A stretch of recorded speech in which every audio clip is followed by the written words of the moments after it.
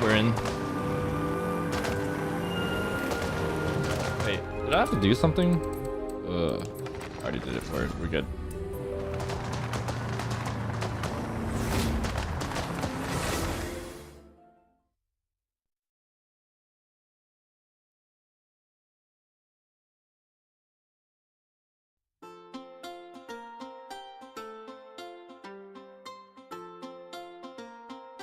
Oh my god. Boring stuff. Why not? F340.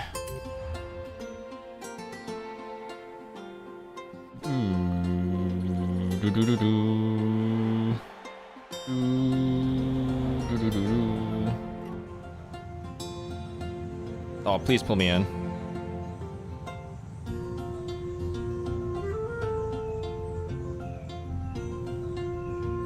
Please.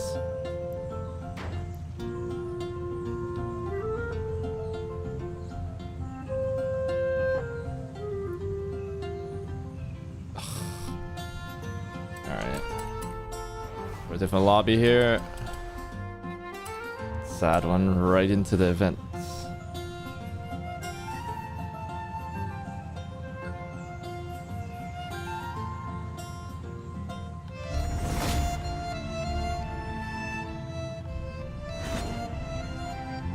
Okay. We don't have to wait as long for this one.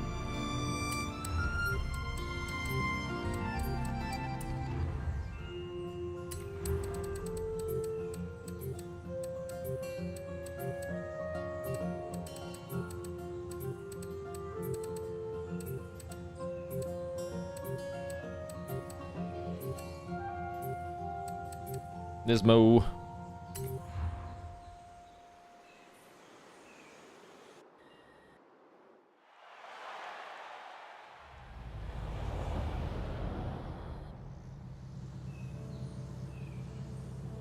Okay, 60% complete. That's not too bad. Not too bad.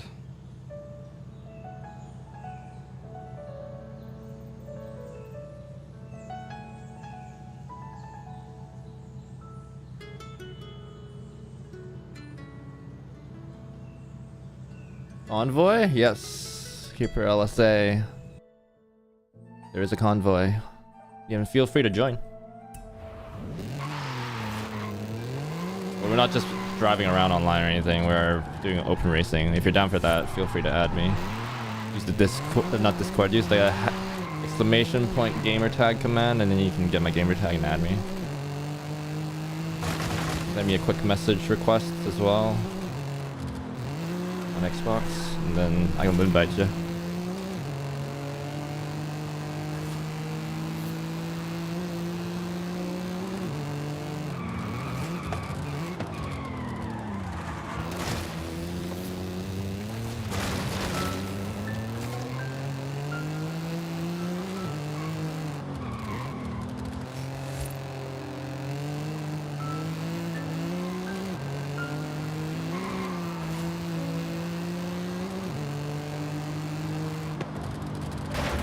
I gotta open the Xbox app.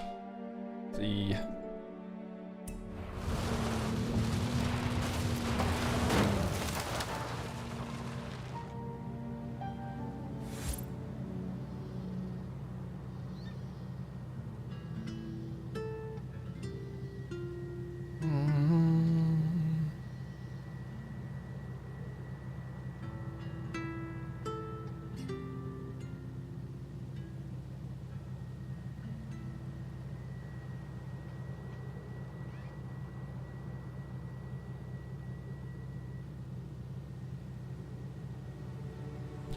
Hello, hallucinatory envy skis? Welcome, welcome.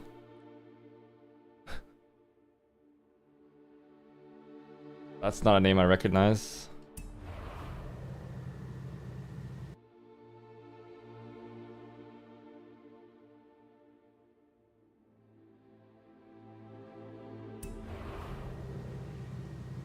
This is envy. Oh, hello, envy.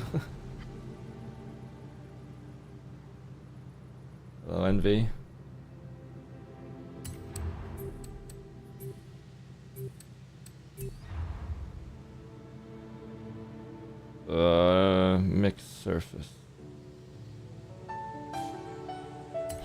Okay. Send a message. Yeah, dude, it's a great race. Always love the rain. If only all the races could be in the rain. Enjoy that.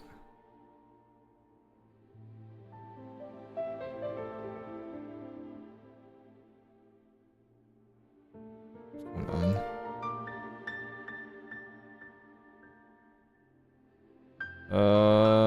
It's not showing it up. Give me 1 second. I'll check again after this race. I think it takes a little bit for some reason for it to show up on my side. Xbox app is being weird. Imagine a bit. Yeah, I see it like in the notifications. I'm not seeing the actual request. Yeah, it's only a week, right? Be nice.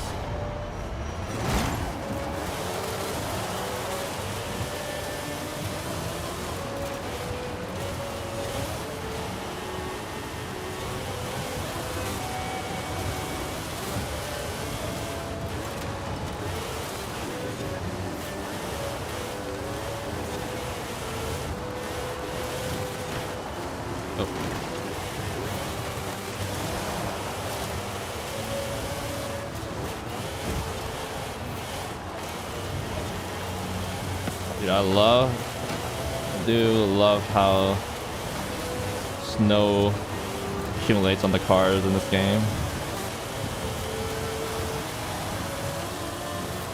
Looks pretty dope.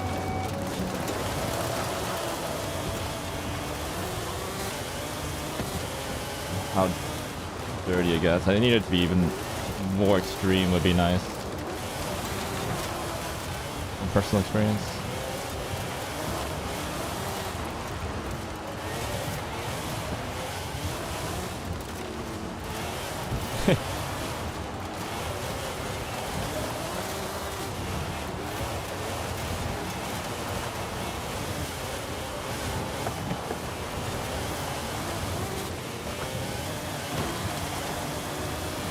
Yeah, I'm happy for you.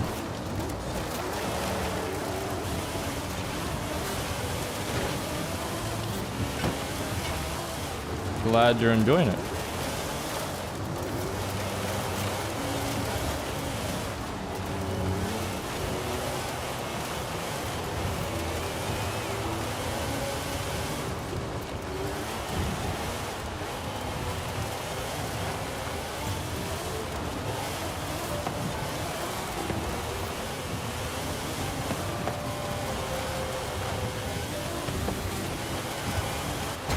Nice race. Kind of no competition, but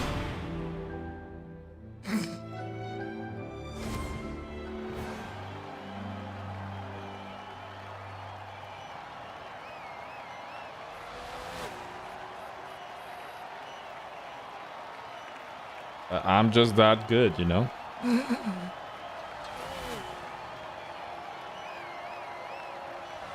New regs? It's not gonna... It's just more excitement, no? Alright, I see it finally. The Xbox app's just weird. Invites. There you go, boohoo. Or keeper.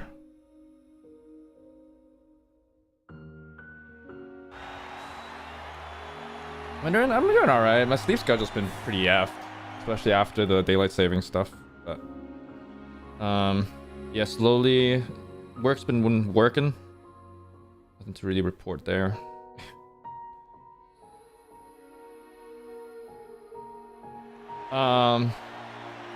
Oh, I guess like it's been a while. I'll be moving to the States soon. Or not soon, but like within the year, probably.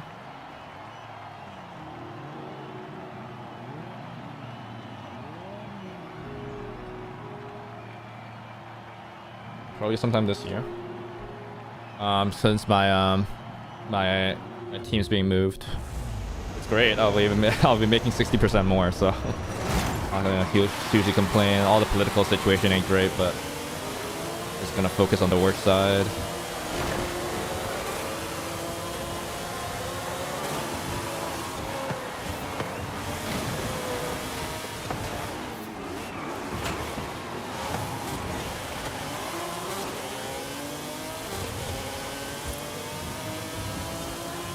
Thank you. Yeah, I'm excited.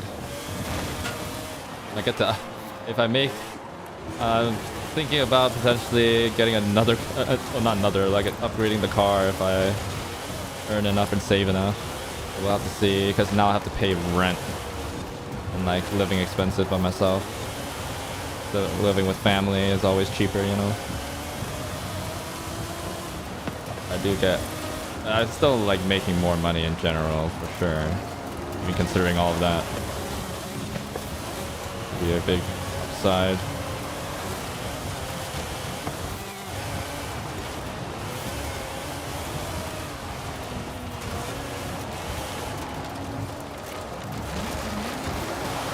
Worst case scenario, I can always run back to Canada though, so.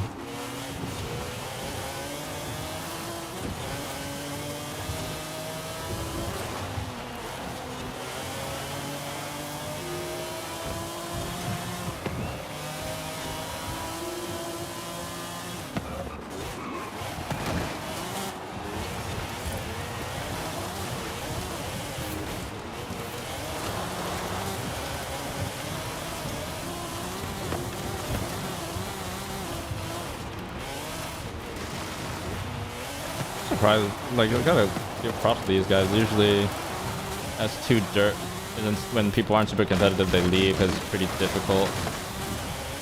But these guys are sticking through. Troopers.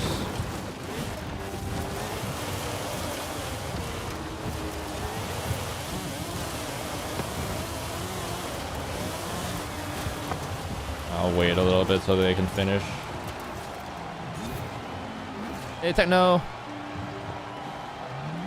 Got me an allocation? A bit too early, bud. A bit too early. I don't have the funds for that.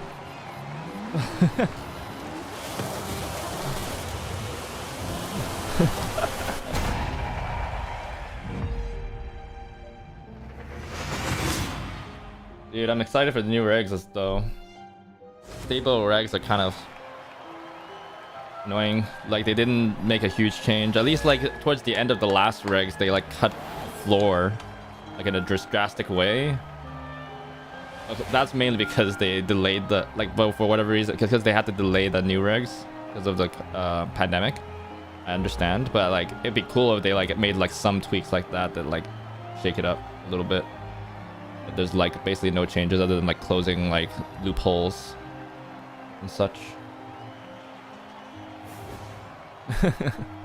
How you doing, Tano? New parts going on the car?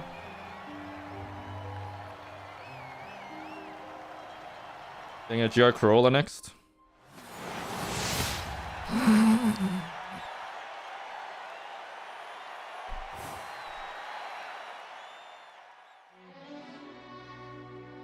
New cam?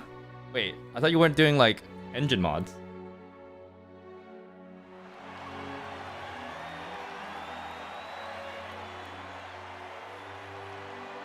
Oh.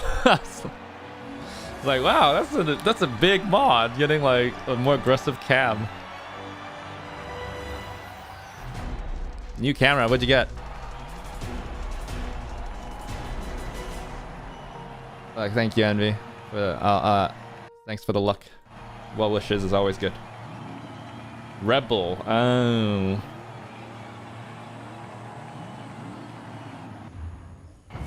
Oh right, they call them different things. I'm used to cannons like 600D, 60D, 5D, and stuff like that. But then you guys have weird model names, and you call it Rebel T2I or whatever. Or back in the day, don't actually know what the equivalent is.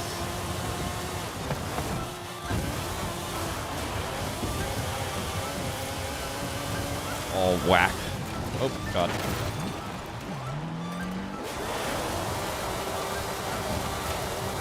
Okay, that's a bit of a challenge now.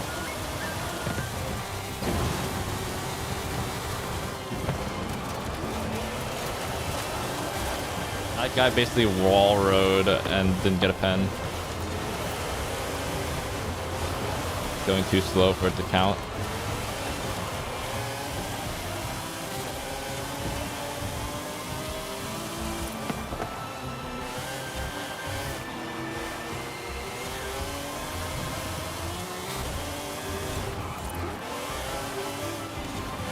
Your first camera. Oh. Nice. If you had asked me for advice, I wouldn't have recommended a DSLR at this point. I'm gonna be honest.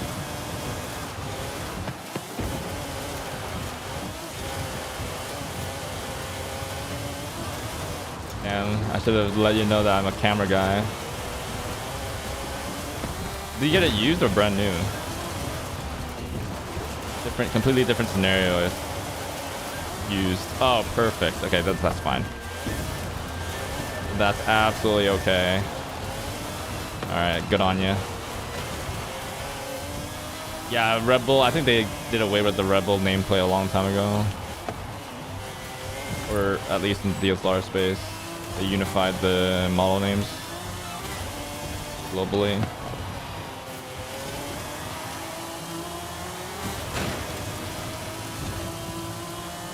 That's good. That's good. Yeah, and then it's good because if you like find a sort of taste for photography and stuff like that, then your next camera can be like a new one or whatever, better one, and then you can go mirrorless. Then just don't buy into the whole camera lens system because everybody's going mirrorless now. And you'd rather, instead of using converters, you'd rather just have native lenses for those.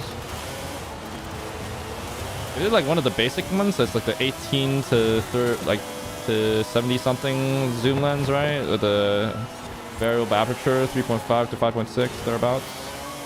You have a different lens. Come with multiple lenses, or do you just get the one? 1855, yeah, that's the one. Yeah, I'm fairly knowledgeable. I remember like the levels. Yeah. So the thing I would suggest at the like very beginning, like right now, like it's just an easy investment because it's cheap. Get the nifty 50. Get a 50mm prime. It's prime means non-zoom. It's super cheap. Like get the 1.8 nifty 50. You can get it used, I think, pretty easy, and it's like maybe $10. I'm sorry, not $10. That's a bit of an exaggeration. I think like it was what, like, let's see if I could, brand new. I don't think it even crosses like 100 last time I checked about it. Nifty 50. Oh wait, no, it's more expensive now. What the frick? Y'all are tripping.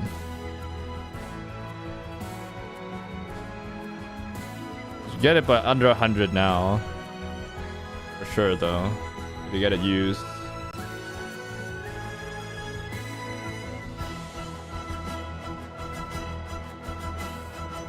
Promise you, this will be more important than whatever zoom you want. Because zoom sucks. You don't need zoom. Really.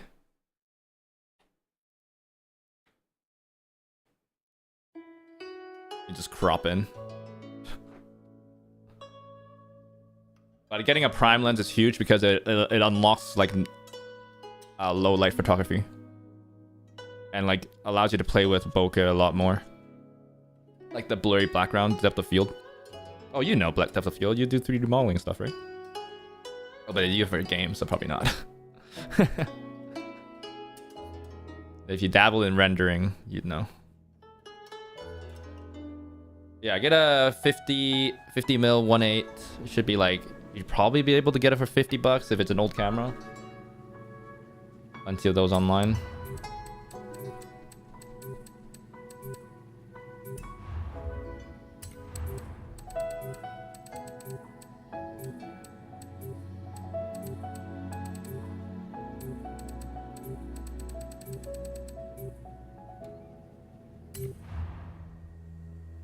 Yeah, zooms aren't like super useful in my mind. Whenever I like really use it, like it's cool, but like you're more than likely taking pictures of subjects closer, like, or you're taking landscape, which mean you're taking it wide anyway.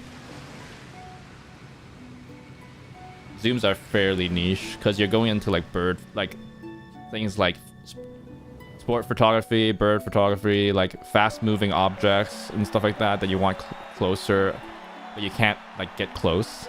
But if you're like doing like car shoots and stuff like that, you'll never really need it. You need a longer zoom. I'm not saying you won't. 1855 is pretty limited. Like a classic one on the Canon side, I think it's probably dropped down in price now, but it's still like not the cheapest thing, but you can afford it, of course, because you can afford all your car parts.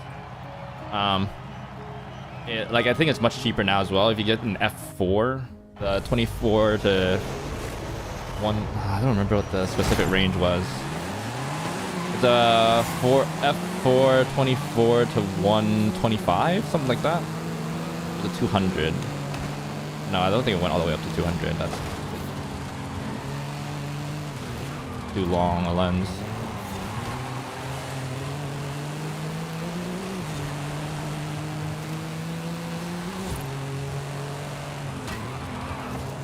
Was it 24 to 75? Was that it? Maybe. That was a prime zoom lens, a really good one. Not as in a prime lens, but prime. It was a good lens. 50 for the price. Really, man? You gonna do me like that?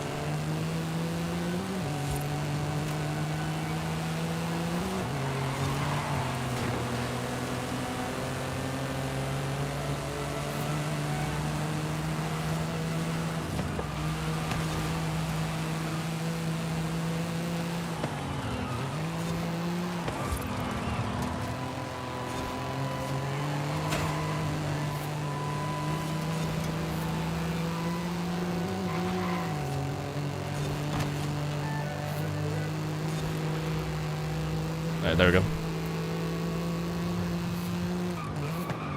Yeah, but like if you're looking at like brand new ones, they won't even fit your camera anymore. You gotta look at the E-mount ones. I think it's E-mount. Like those are old. You can get it cheaper. Like I'd probably go Sigma. Sigma has some cheaper lenses. Oh wait, no. 24 to 70 is the wedding photographer lens. And then that's a 2.8 aperture, and that is expensive. Sigma does a good one though, and it's cheaper than the Canon one. I can highly recommend Sigma. Sigma does some good work.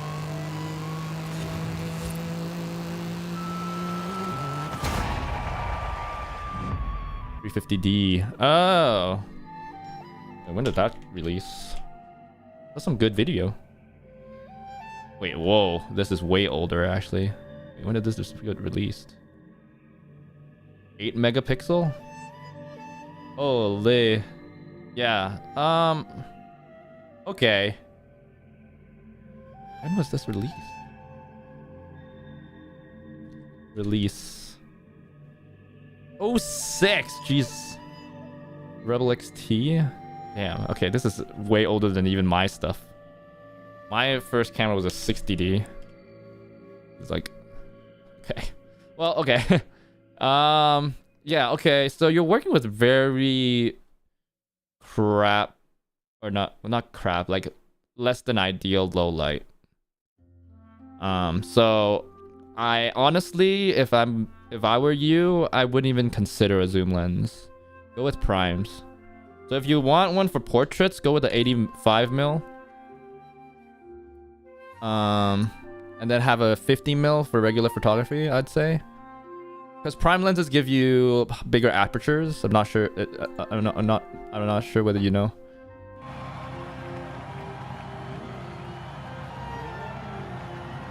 Yeah, you seem like you joined my convoy, but did you not make it to into my race? Okay, yeah, so it's 8 megapixel. You have your max ISO is 1600, so you're pretty limited on low light. Okay, damn. Yeah, okay. So first off, definitely get that nifty 50 because that'll help you a ton with like getting more light into the sensor.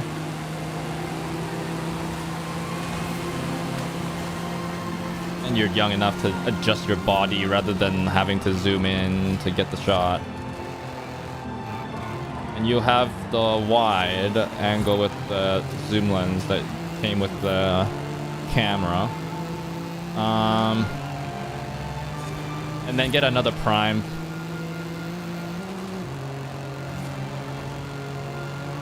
So you get an 85 mil if you want to do like portraits. That's like the standard for portraits. Human photography.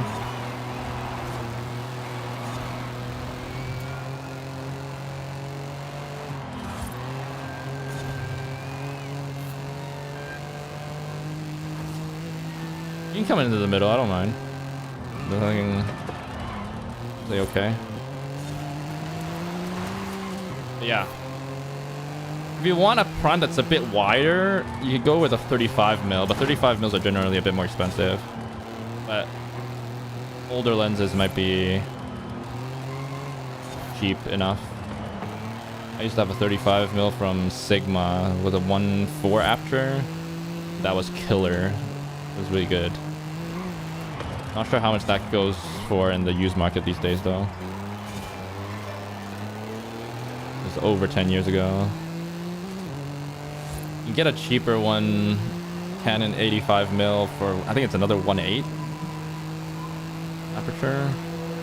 I think I had one. Oh, I still have one. Wait, I can just give this one to you. I don't use it anymore. I don't even have a way to use it. I don't have a converter.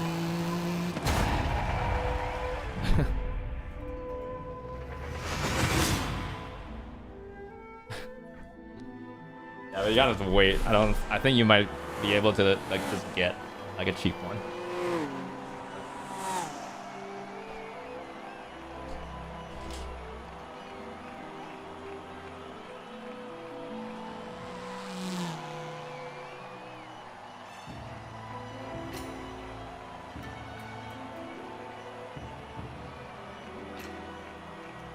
Ew. Yeah, 2 people left, so you can join now. Yeah, so I have an... What is this? ET60. No, that's the lens cover. What is this? Canon 85-1.8. It's a 1.8. Yeah, so that's for portraits.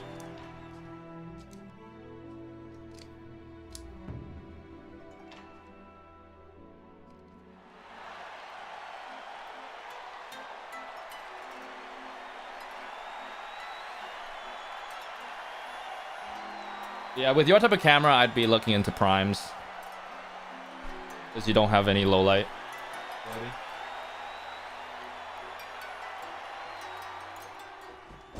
Your main concern is light more than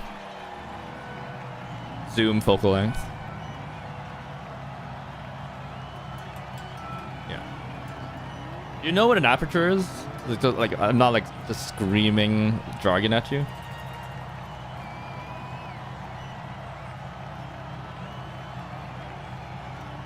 I can explain it. I'm down to go like... I'm down to like do a noob explanation of it. I don't have a deep understanding of it, but... I don't have the deepest understanding for it. But... It's above average. Explain. Oh no, it's not about focus. Okay, so... Focus has nothing to really do with anything.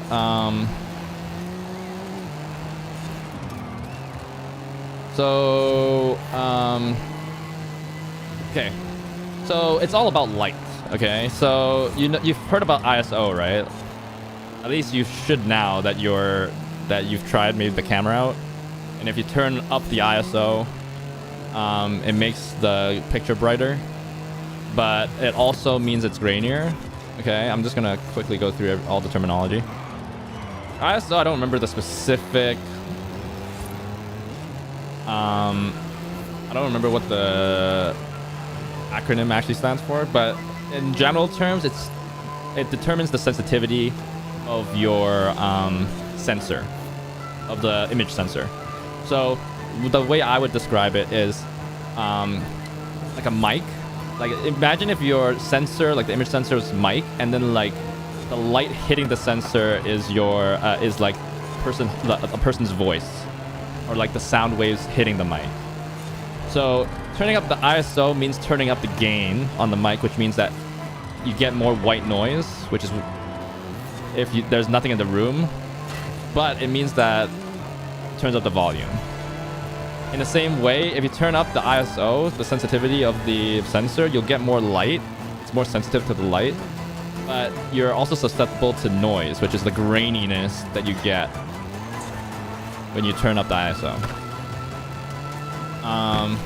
So that's ISO. So in general terms, you want to keep that as low as possible, but of course it's like basically usually last resort on if you need enough lighting for a clean image. There's always like software and stuff like that these days that you can put in the computer and it'll denoise it these days. But denoise it just means to like kind of blur it out a little bit more, so you lose detail regardless with noise. But that's ISO. Okay, so that's one way to increase, like determine the amount of light in your picture. The second way is with shutter speed. So when you take a picture and when there's in the settings, you see this like 1/300 or 1 over something number when you like turn the dial. Like 1/60 or 320, whatever. What it's referring to is the fraction of a second that your sensor is exposed. So or how fast the shutter is. That's how we say it. But basically, a shutter is just a fancy name for like basically a sliding door on your that sits in front of your image sensor. Basically, opens up for a certain amount of time. Basically, like that's a fraction of a second the doors open and allow the sensor to see, like for the light to actually hit the sensor to capture the image. Lower is brighter, yes. And like, well, technically no, because if it's a fraction, you know what I mean? Like a higher denominator means it's actually a smaller number, and smaller numbers means that it's opening less time, right? So 1/60 means that it's 1/60th of a second open for 1/60th of a second, and 1/320 is like 1/320th of a second. You get what I mean? So technically, lower is actually darker because you're opening up the shutter for less time. The side effect, like all of these lighting issues have side effects, right? So the side effect of shutter is, so like if you're 1 second, sorry, let me pick a car. Need the car. What's a good car?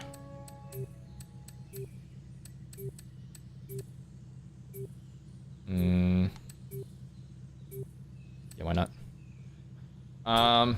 Okay, so so basically, if you imagine, right, if you open the blinds of a window for longer, then you're hit with more light, right? That's the idea. So that's why if the number is lower technically, so 1/8 means that it's only the shutter is open for 1/8 of a second. That's more time for the light to hit the sensor. That's why it's brighter.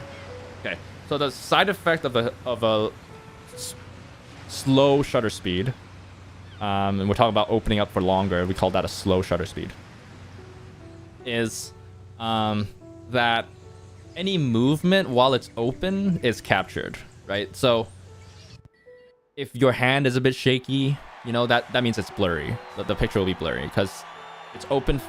It captures everything while the shutter is open, right?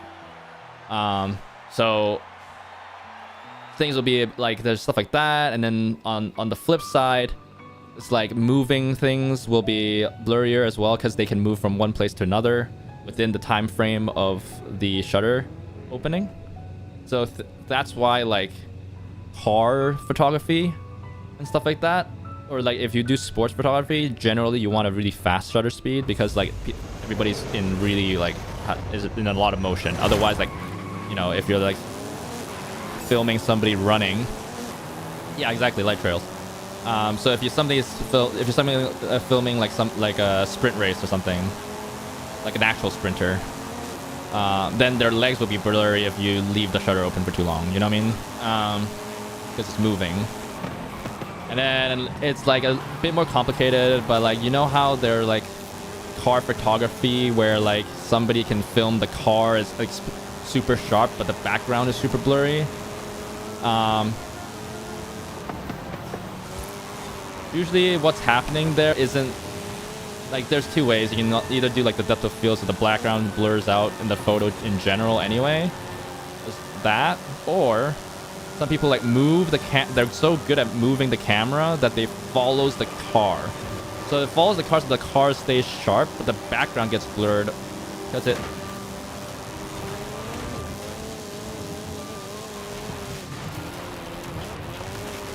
You know what I mean? Whoa, that is so bad. I got freaking taken out. What the heck? This guy just forgot to brake or what?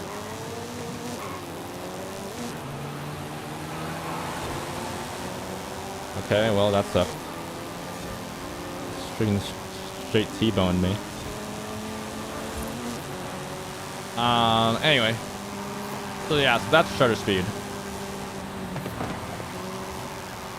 And then the third and final one is called aperture, which is what I was referring to, and it's like this F number. Basically, this is almost the most simple of the three. It's basically, you know, to let light through, right? There needs to be some type of hole in the lens to let the light through, right? Like, the aperture is just basically saying how big that opening is. How big you open that hole for light in. The lower the number, the larger the opening is. So when you buy a lens and it says f3.5 or something, or f4, that means the largest it can open is at that f4. That's the largest setting. You can go lower than that, and that means the higher number. So you can like, so even if the lens says 4 is the maximum it can open, it can always go smaller. So you can always set it in camera to be like f5.6, stuff like that. But the max is 4. And so when you look at your lens, 1855, I'm pretty sure it has a variable one. Oh. Where it's, it should be like something around like 3.5 to 5.5 or something. If I remember correctly, 3.5 to 5.6.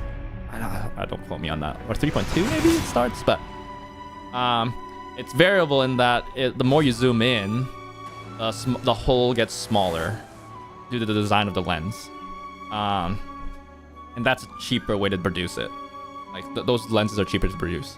That's why automatically once you have a zoom lens that has a consistent aperture, like even if it's just f4 the whole way, it's more expensive. And usually the lens is bigger. But okay, so that's the thing, right? So that's like kind of a bit more nuanced with aperture. It's not necessarily a downside. It's unlike you know, ISO, where it's clearly a downside to increasing the ISO, or shutter speed. You induce blur once you open. Once you have a lower shutter speed. Aperture is I'm not gonna get into the physics of like how light bounces and stuff like that because it gets pretty complicated. But like the easiest way to think about it, right, is so there's this thing called a plane of focus. I think that's what they call it. But I like to describe it as a focus range. So, you know, it's like, I guess I'll explain it first. Basically, the way I'm describing it is the higher the number, the aperture, which means the smaller the hole. It's a weird, like, opposite thing. So the higher the number, the smaller the hole. They're letting less light through. smaller the hole or the larger the number means that more is in focus. I'll explain what I mean by that in a second. But so then the lower the number or the larger the orifice, the hole, let more light in, shallower that focus range is. What I mean by focus range is that typically, if you think about it, with focusing, right, it's not a singular point that's in focus, or in general. It's not like if you're 10 meters away from the subject, you know, like if you think about it, right, if you take a photo, it's not like if the nose is in focus, then the eye is not, then the eye isn't, right? Because there's such a small difference in distance between the eye and the nose, right? Even though there is a different distance when you take like a portrait photo. So what I mean by that is that in that case, then the nose and the eye are both within the focus range. So they're both in focus at the same time because they're both sort of in that range of this is all going to be in focus. Really? Got nailed by the same guy?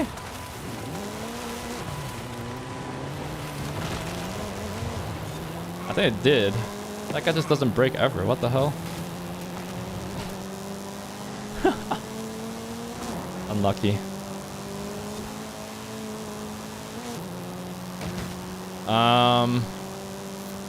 Yeah, getting back to it. Do you understand what I mean? And then when I say that the focus range is smaller, like this is a really extreme example. You could get to a point where your focus range is so small that if your nose is in focus because it's like sticks out further on your face, then the eye is out of focus.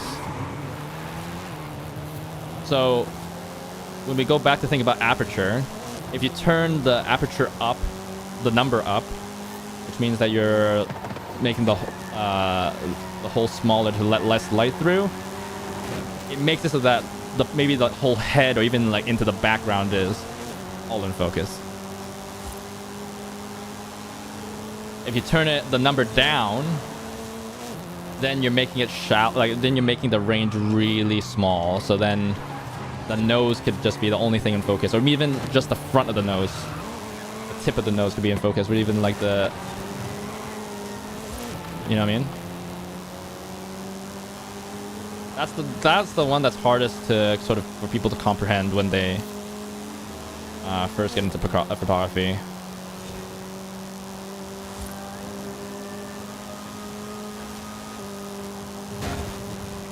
Oh, what is this paragraph? This copy pasta?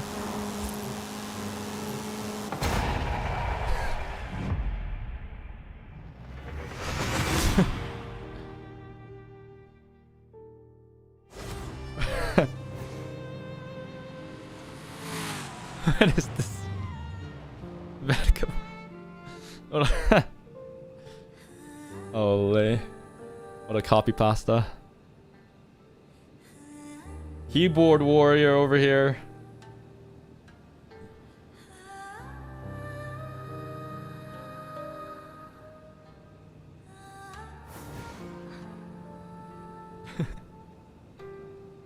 How you doing?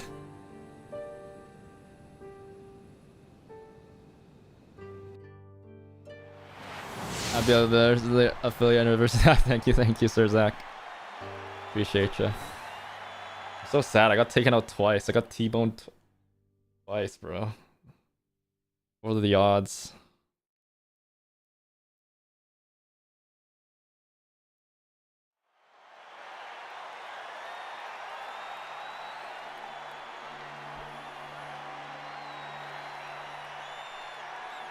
But yeah, let me know. So that's a mission. I know it's the same guy, I think.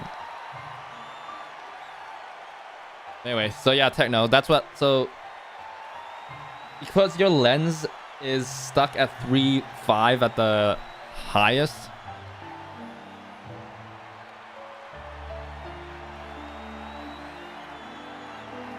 the lowest it can go is 3.5. You're not getting a lot of light. And even the cheapest prime lenses give you 1.8 or 2.0 pretty easy.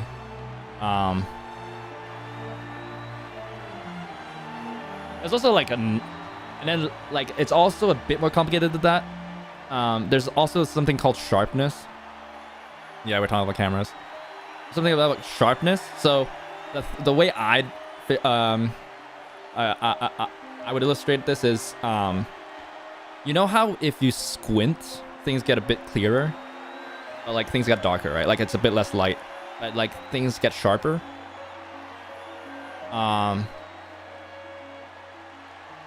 That happens with the cameras as well.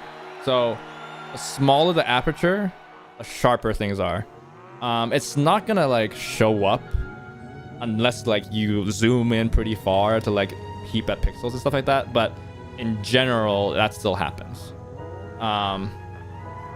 So if you're like printing something, that's why like studios have a lot of light to allow the aperture to close down a little bit. So you limit the light, things are like, so things can be sharper. And like there's a lot of whatchamacallit, like there's a lot of money in like, that's why low aperture, low number large aperture lenses can get pretty expensive if they're like still very sharp at like their max range, because like cheap primes aren't. Like they basically know that, hey, if you're using it at 1.8, it's not going to be super sharp, the image, but you live with it because it's cheap. Like you can get pretty expensive ones where like it's dead sharp even at the max aperture opening.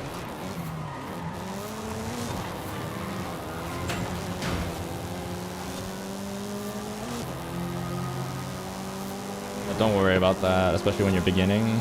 That's really not a big issue. Getting the lighting right, making sure your hands don't shake, getting the right framing is bigger deal. But yeah, that's why I recommend primes. You get way more aperture to play with for the price. The same price as a zoom lens. Only problem is that you can't zoom or anything. So you're stuck at one focal length, and if you need a different focal length, you need to just change lenses. But I think that's okay. I think it teaches you like more about focal ranges and stuff like that, having to like physically swap lenses and stuff instead of like moving your body to get the right framing you want. And then at that point you'll discover there's this thing called like compression, stuff like that, focal length, that where like if you're zoomed in but you're really far away, it makes the background look really close even though it's really far away. It's called background compression, but that's more advanced in the whole taking a photo experience. The quality, yeah, quality as well. Especially if you compare like aperture to aperture. So like your zoom lens at 3.5, which is at its max, and if I took like the 50mm 1.8 but stopped it down and set it to use 3.5, I would have a way sharper image from the 50.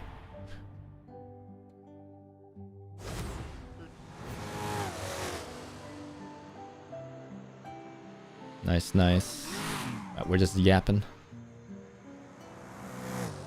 Thank God I didn't get taken out, and I got the dub. Let's go. Yeah, so I would first try to get a used nifty 50. That's like pretty, and the 50mm is also very specific. It's basically, I'm not sure if it's 100% correct, but it's basically the focal length of your eyes. I think the 50 is actually not, with your camera, it's a bit different because it's not a full frame camera. It's a crop, so technically you want a 35. A true 50mm focal length is basically your eye's focal length, which is why people like it as like a sort of the introductory lens, because the way your eyes see it, that's how, and you put it up to your face, it basically doesn't change to take the photo. But with your crop, probably like a 1.8 crop or something, you probably want a 35. You get that 50 look. The 35 is more expensive. 50 is probably still better, like price wise.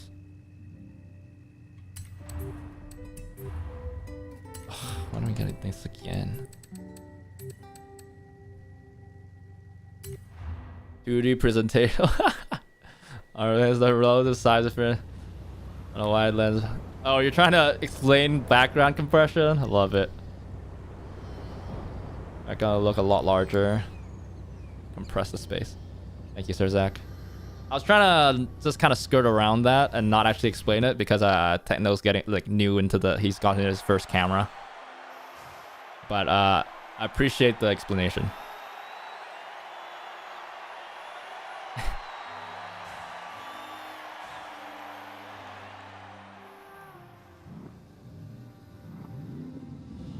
Yeah. Maybe it's actually, yeah, you're right. Actually, I haven't considered the crop factor. Yeah, start with a 35 and a 50. The 50 will be more like a 75, and the 35 will be the 50. Yeah. Don't get an 85 immediately, because you're gonna crop into like closer to 100, which is a bit too close. A bit too long.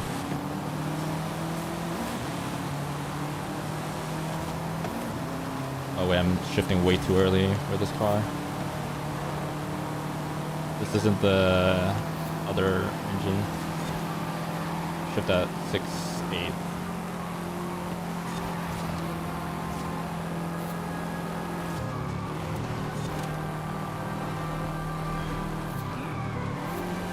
My dude has an antique. He recently got a 350D.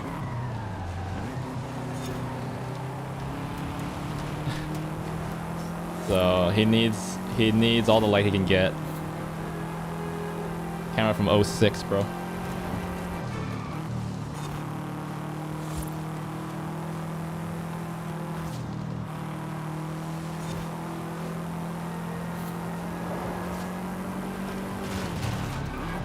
It's cool though, it's cool. Means like you're probably have a really low monetary commitment. And then you can keep that monetary commitment low by going with the nifty 50. I'm not sure what 35 you can get. So yeah, T2i 600 to 600. Yeah, but that's like not 06, you know. His camera has 8 megapixels. Yeah, I was right there alongside with you. 600, 650. I had that in my school, and then I upgraded personally. My first personal camera was 60D. Then I saved up for like 3 years. Got a 5D Mark III myself. That got stolen. Then with my insurance money, I finally replaced it recently, or not recently, like about a couple, 2 or 3 years ago. Now I have an AS7S III. Cause I'm more of a video guy, so it made sense.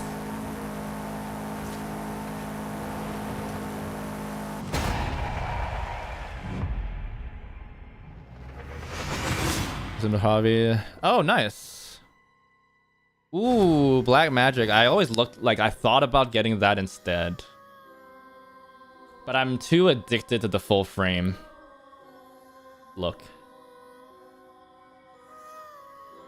Didn't want to deal with more crop after coming out of the 60D. 5K. It is. But by the time you build it out correctly, though, it's not that cheap. Because the battery, well, I'm sure the battery life's improved, but that's always been pretty crap, and the ergonomics of it is pretty bad as well. So you probably want like some type of cage or whatever.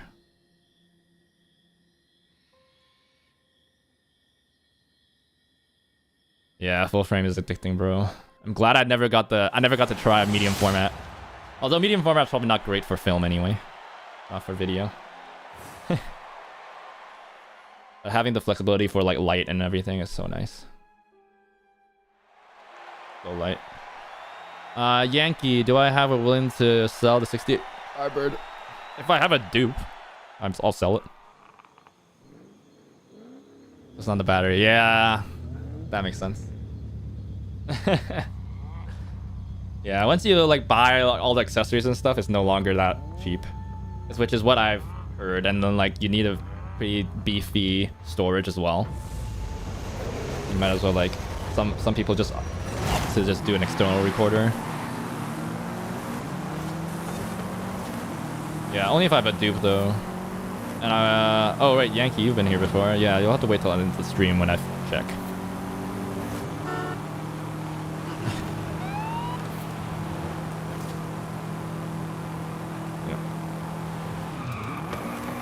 Somebody else here has it.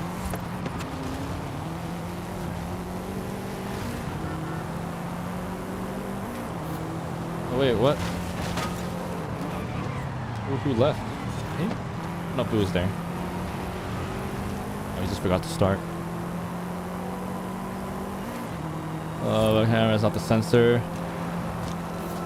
6 inches behind the sensor. True.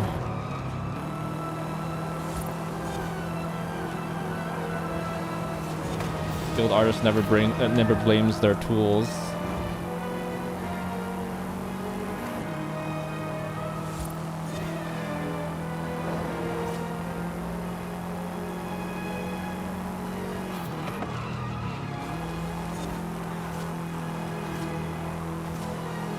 Yeah, you're definitely more professional.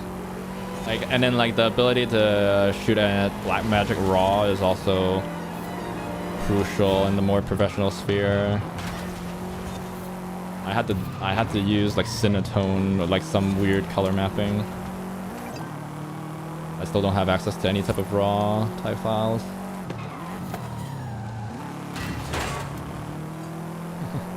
Although it's pretty overkill for the stuff I do. I do like I used to be like that high school kid that did like montages of school events and stuff like that. Compilations and like just capturing ad hoc moments more than anything, which makes sense with my type of, which is why like I ended up with the gear I had, because just having full frame and like not being able to control lighting scenarios and stuff like that means that I have to be prepared for low light, and you can't really beat full frame there. Yeah, it's great, honestly. Yeah, like my run and gun style of like, you know, I just can't control any lighting situation or anything. Makes sense why like I really prioritize low light performance. So yeah, I was never like too deep into the hobby. I was fine with just grading it, but I'm just glad that I finally, like, this was my first like having to deal with 5D. I used a flat picture profile and everything, but I was limited by the 8-bit color. Like I'd see banding when I graded it harder, especially on landscape, like scenery shots. You can grade the hell out of it, but like I'd see banding. Like I'm just glad I got my, like now it's 10-bit. I haven't actually, have I recorded stuff? I have recorded stuff. But the grading experience is already so much improved. I don't think I need raw. Cinematic mode on iPhone's true.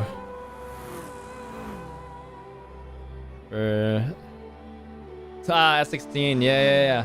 Oh, he had an F095. Damn. That's a compensation right there. That's crazy, Lens. Yeah. I've heard stories. I've heard stories of the 0.95, but I could never get my hands on one. My filming department at my high school was never funded super well. Races have been good. Sorry, we have just hijacked this. Like we're nerding out, we're camera nerding out. Sorry. don't get these people often.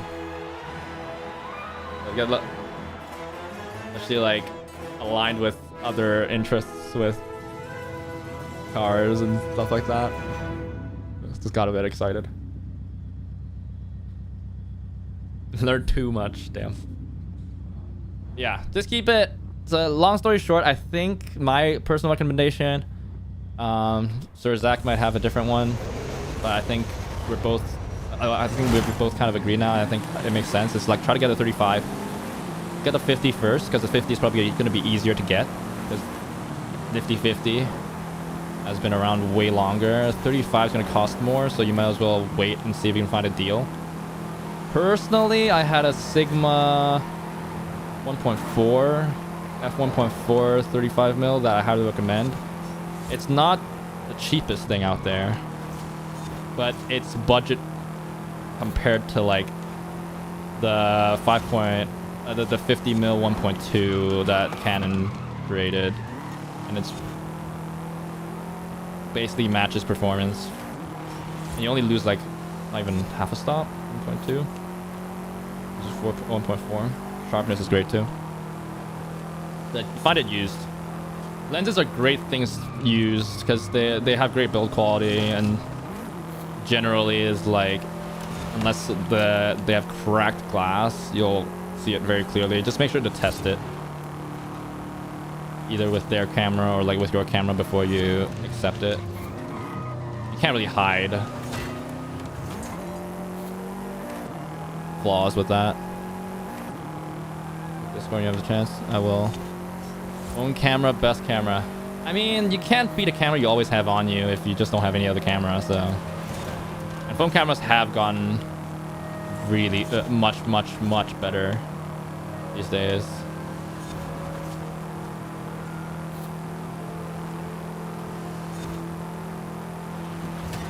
Yeah, just whatever camera you have on you is the best camera. That's for sure. Nothing against that.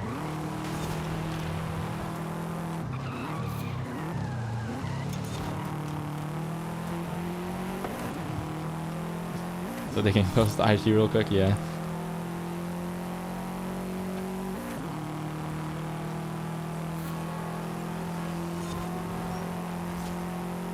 SS, Suzuki lenses. Yeah, any lens is a long-term investment. Although not the nifty 50, it's kind of a throwaway lens. People just, it's plastic fantastic and all that. So it doesn't, not as durable. For comparison, the 35 mil I'm suggesting, 1.4 35 is like full metal construction. It's gonna be like leagues different.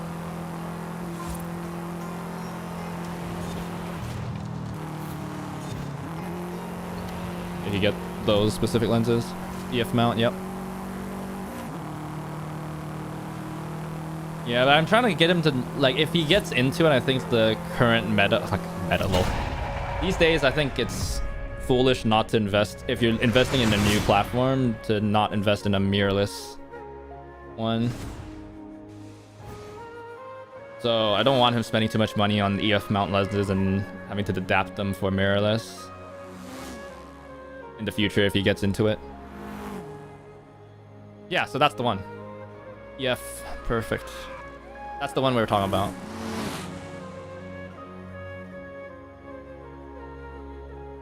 Yeah.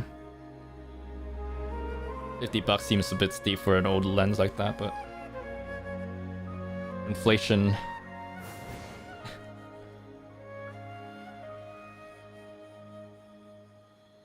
Samya also have good larger prime lens options.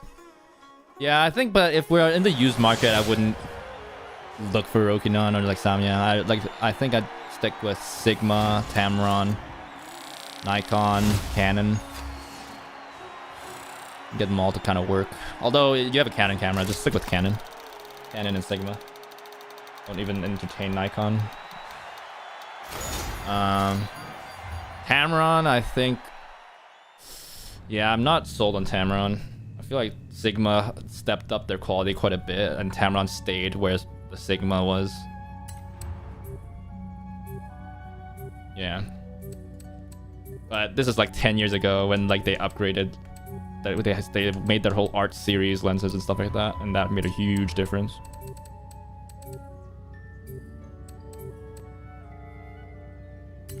Yeah, Facebook Marketplace will be a friend. Yeah, find an... See, like, I don't know if people... Like, the 35 mil 1.4 Sigma EF mount. I'm not sure. I think they should be able to find it. People were pretty hype on it. Pretty popular. It's just like great value for the performance that you got. Bigger lens, which is the only knock against it, was that it was a bit bulky, but it means it's cheap, so.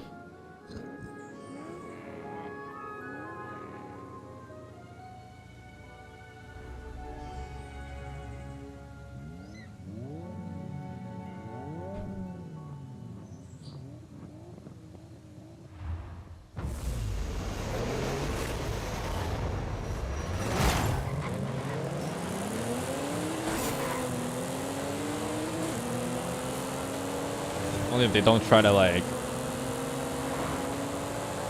be the typical Facebook Marketplace people and like price this firm at a like outrageously high price. You'll get those people as well.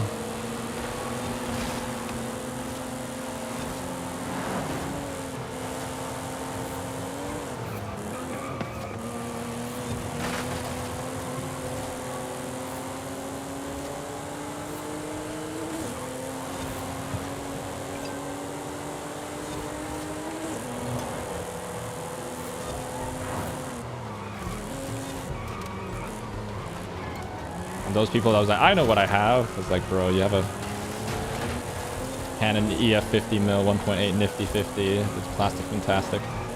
Calm yourself.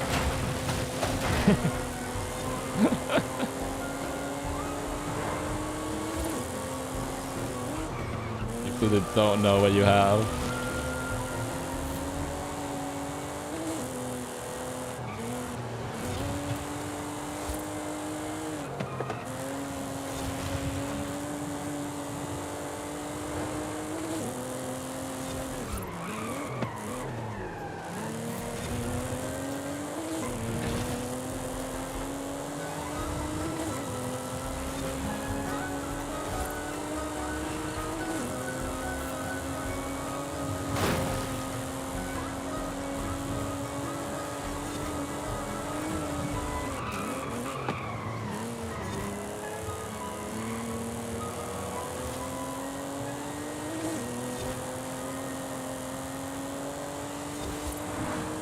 You know, do you? Exactly. I beg to differ.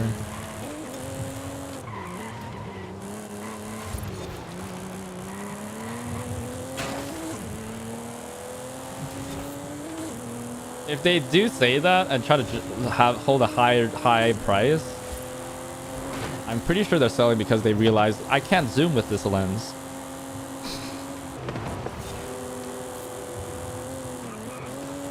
They just bought it because people recommended it. I can actually like imagine that.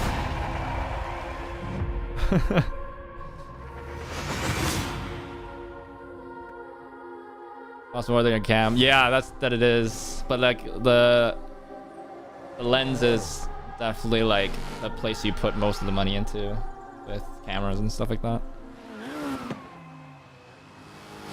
That's like considered cheap.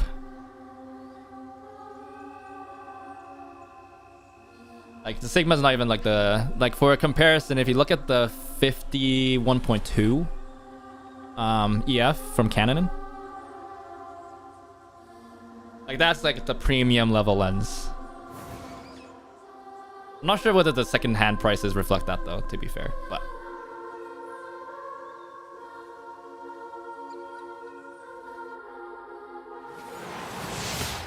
that thing's buttery.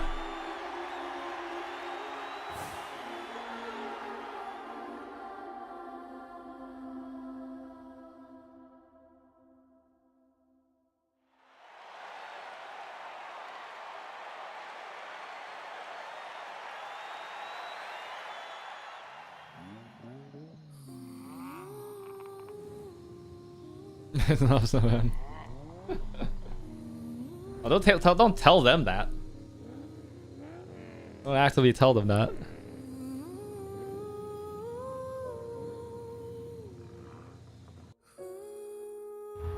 Those are 600 to 900. That makes sense. That tracks. That thing's a legend, though.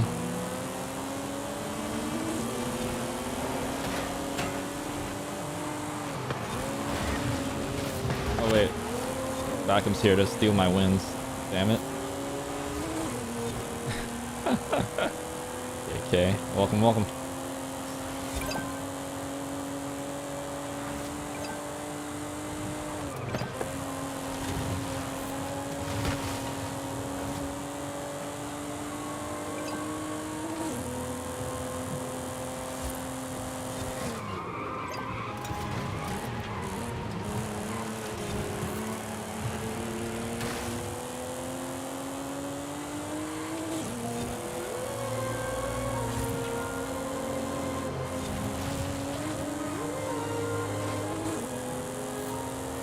Yeah, so that's the price diff.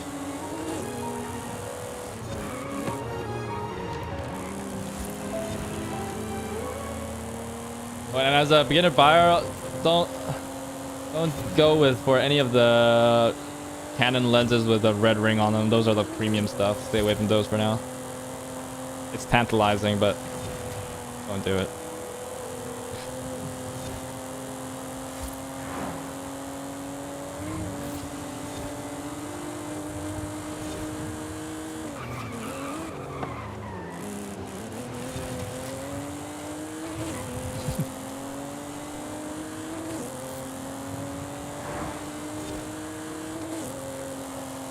Yeah, at least I think you want to start with the 50 though. That's the easy job. And then see if you want to try for the Sigma. The Sigma is actually like on the expensive side. You can get a cheaper 35mm for sure. I don't know specifically which ones because I don't have personal experience there, but you can go a step down past the Sigma too. The Sigma, like, just for context, the harp on it was that it was big, but it had the same performance as like the Canon red ring lenses, if not better at times.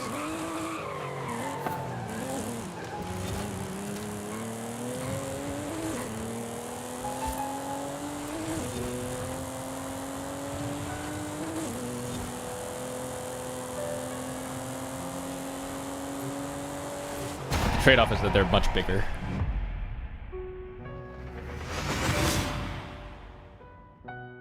Yeah, high prices. Drive wheels, you're gonna upgrade eventually. Yeah, luckily the direct drive wheels are coming down in price. I think it's a easier. I think it's an easier suggestion now to tell people to get the CSL DD, the Mozas. If you're starting, I think if you're like a racing game enthusiast already, it's justifiable to go splurge slightly for the budget direct drive. The thing is still like it's night and day in this and gear drive stuff, but it's not that much more expensive.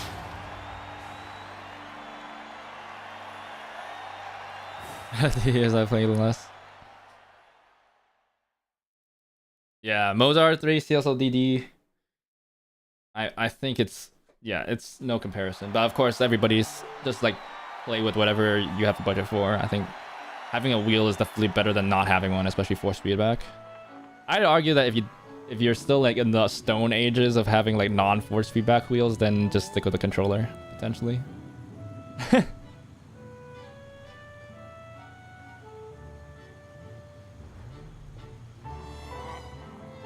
I think you just got deeper into like you found the more specific role that you liked, which was like modeling and stuff, since you still do that.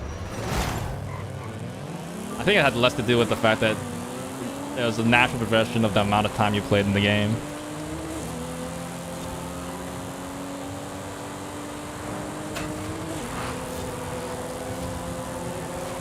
I don't believe that it has anything to do with the fact that you got a DD wheel. It just means that since you played for a while before you even made that investment, that you found that you had a different focus.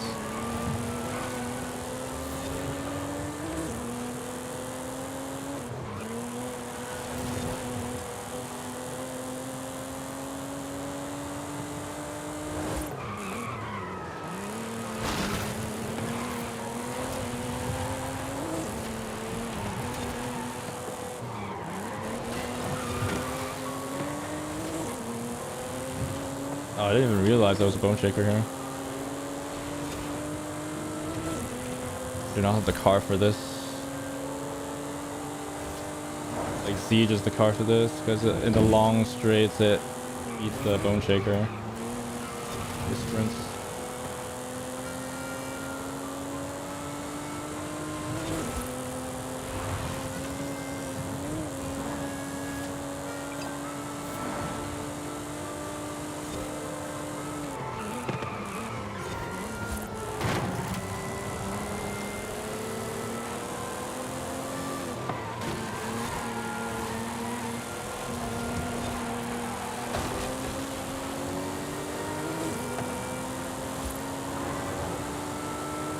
I need a hard braking zone. This guy sucks at those.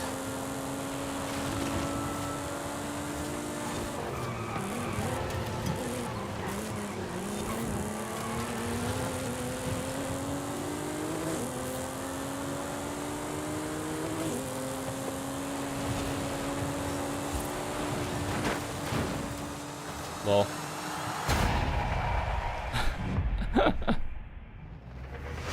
I don't play on Horizon on the wheel. Like my wheel's basically for GT7, and like I played F1, Forza Motorsport.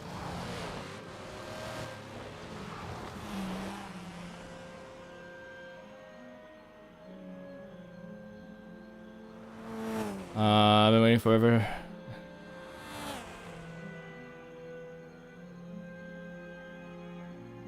It feels nice. Was 500. All right.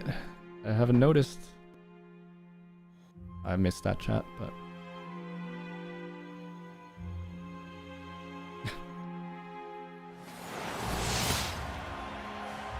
like that was a crazy pass though. I just pass on the outside, kept the lead.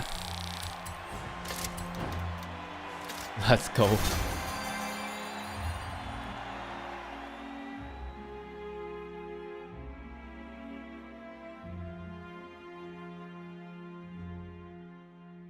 Yeah, is this GT that much more expensive? Oh, that is like, it's like 100, 200 extra, right?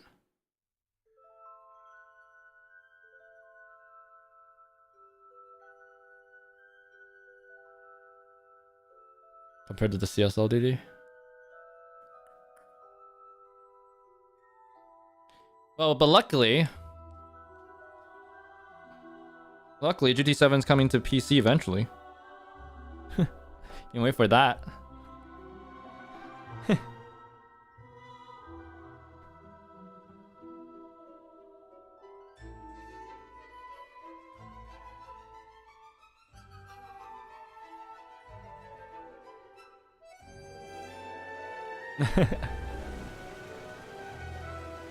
Yeah, it's a big eventually. They milking that thing before they let go of it for sure.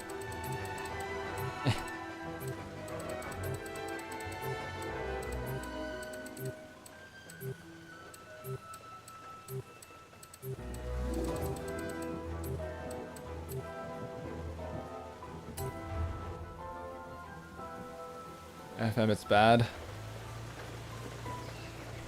Nothing's impossible. True. Yeah, wheel doesn't feel great. People are like, oh, how to find the best settings for FM? Nobody's found a great setting. Everybody's settings are pretty whack. Wait, what tire bug? I don't even... Oh, I didn't play long enough. I only played Horizon for a month and I was sick of it on the wheel. Back to the good old pad.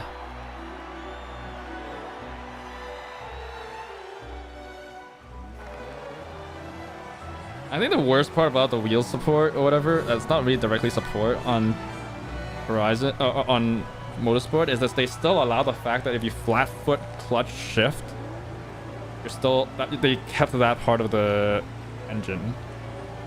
It means that you're forcing people on wheel, which is like, they want to be more immersed in like, more realistic anyway, to do something completely unnatural, even in GT cars, which is have a clutch pedal and potentially have and use a clutch for with the paddles on the wheel. If you don't, if you just use the paddles, you're slower, you're penalized.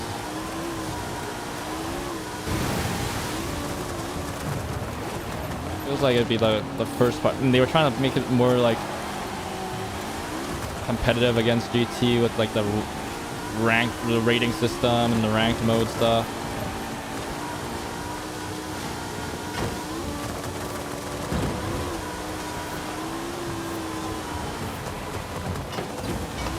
GT7 had that same issue before in like the lower rank races where you're running in road cars. Oh, that's fine. I made a mistake going wide anyway. What? Well, actually, the GT has a good system where if the car doesn't have a clutch, it just won't respond to a clutch input.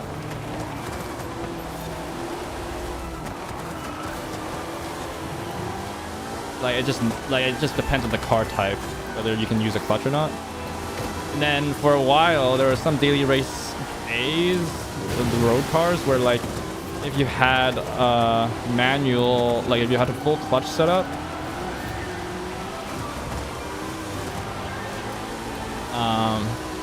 you could shift faster and accelerate faster than the people that couldn't, and they even removed that now. So of course they kept it for like single player and all that, which is fine. But on like in the sport mode, online ranked type mode, no, you don't allow it. They force you to use the paddles or some type of sequential shifting, or just don't use a clutch. Even if you use an H pattern, it just ignores the clutch input. If you shift into second or whatever, then it just has the predetermined amount of time that takes to shift into second.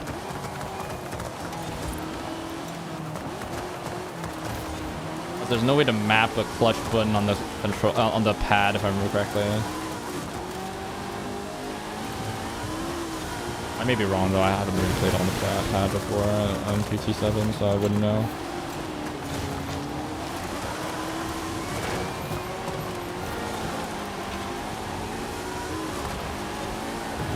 It's a wheel exclusive problem.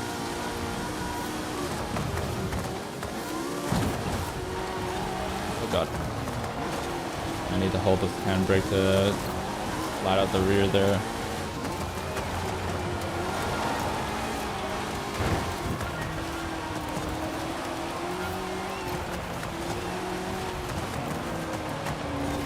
Is that a Reaper? Hello, hello.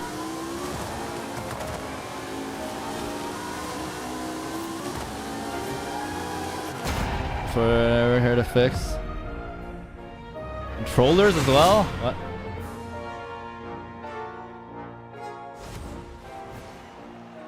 Let me see. What does it say? It's good. It's been a while. It has been a while. Sorry, I missed you dropping in. I was racing. You're going to run only use the stock tires. Anything else you touch or even get near someone on wheel, it kills their force feedback. What? It's weird.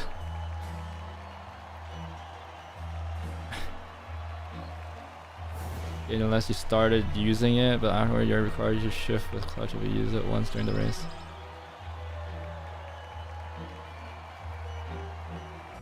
PSN crossover, my game's been crashing.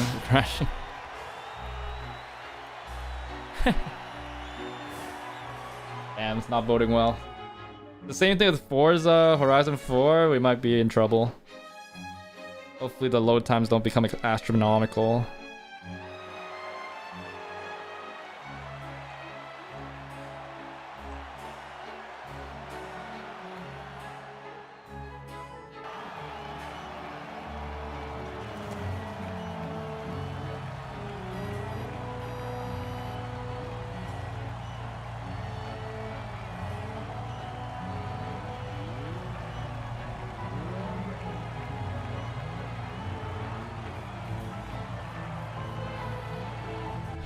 That's what happened when they opened up the Steam, so.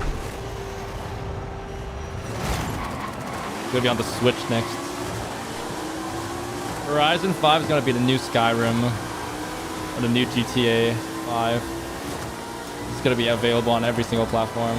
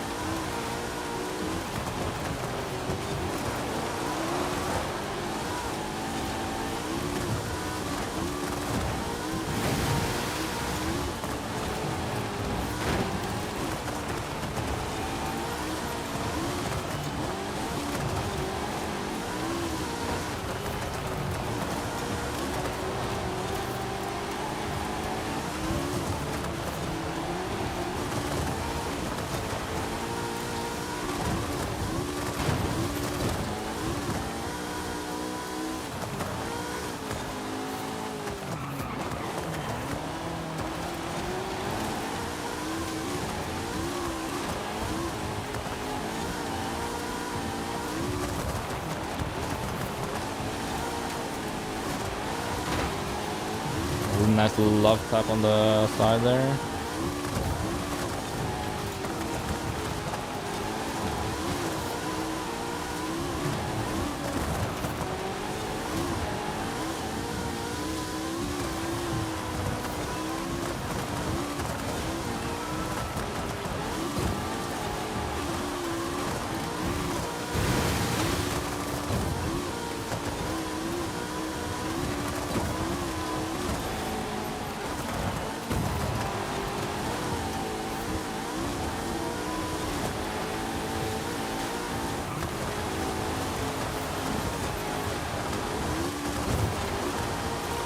Good space to pass there within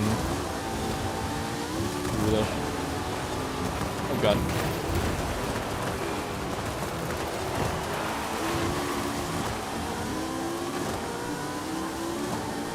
Oh wait, I forgot to check. Sorry, I'm sorry Dante. We forgot.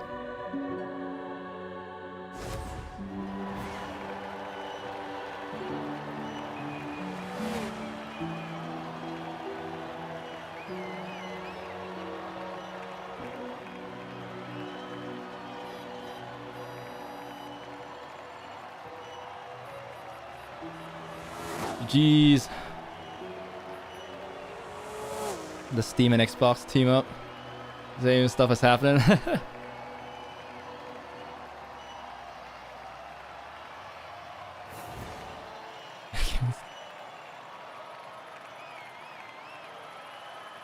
Yeah. At least it's not as bad as Horizon 4. This game. But definitely not as good as Horizon 3. Sound-wise, for sure.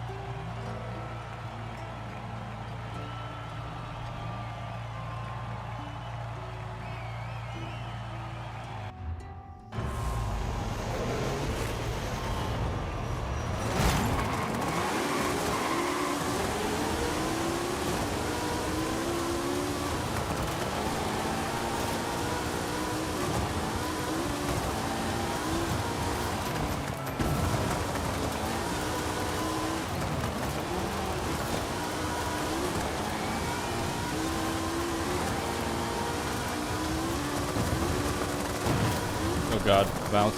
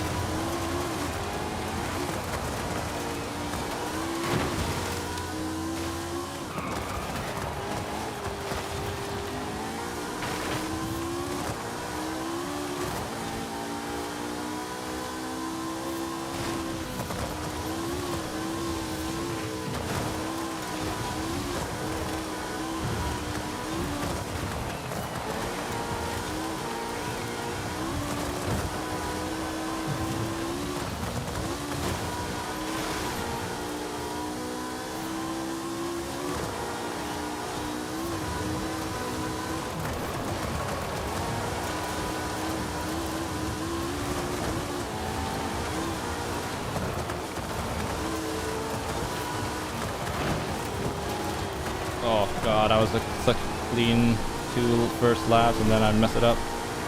3rd lap. 2nd lap was clean AF so far. And I'm ruining it right now.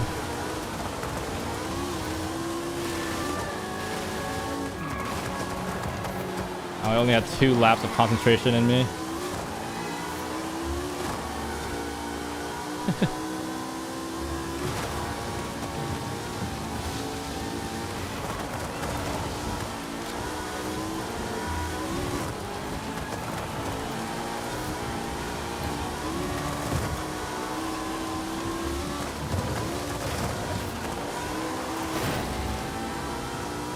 I messed up. Oh, that's okay.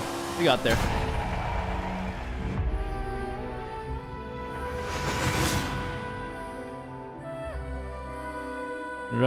I'll try half of the track. Responded to a message. Responded before, have I not?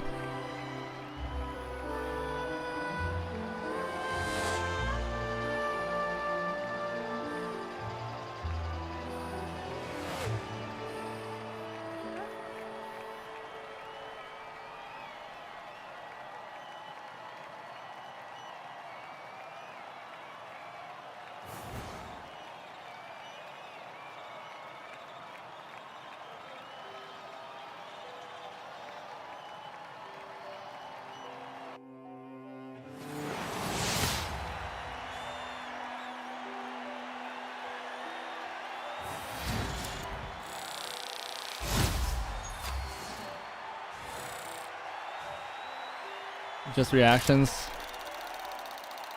And what else am I gonna say? You just send the random stuff, bro. What do you want from me?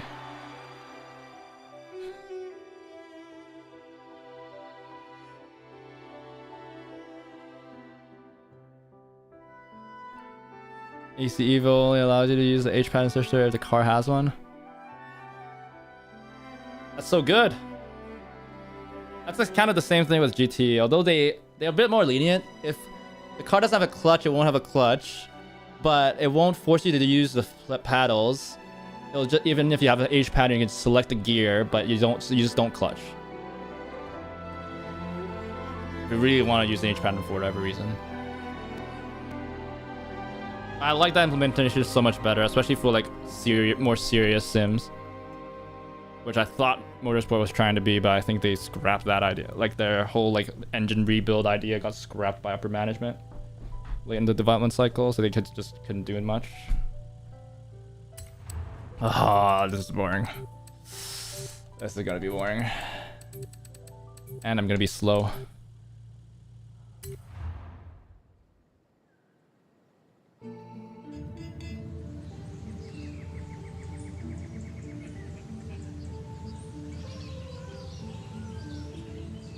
Drag race.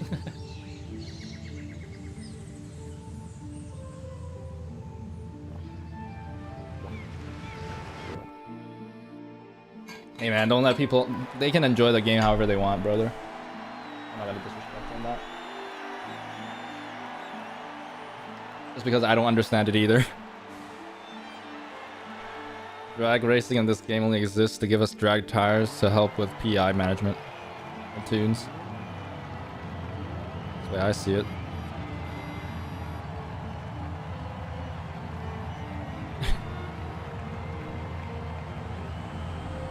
I always downshift too much in your flag battles. I use it only for immersion. I know I'm slower on it. Fuel toe. Although my H pattern is completely broken right now. Completely F. I thought about opening it up, but I might as well just get a new one potentially if I'm just lazy. Let's see though. It can potentially be an easy fix.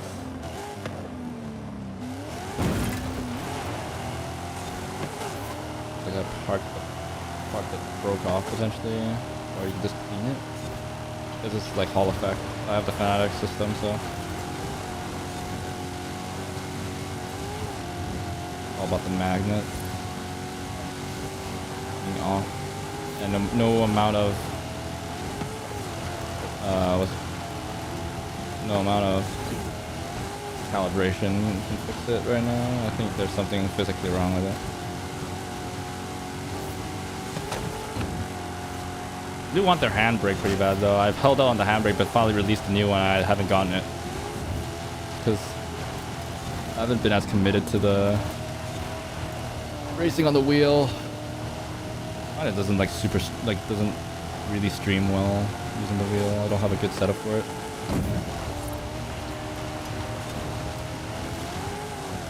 But recently I haven't done any streaming with it. I've been playing. I've been advised not to sit down too much, so I've been standing for all my gaming sessions, and can't really stand and use the wheel at the moment.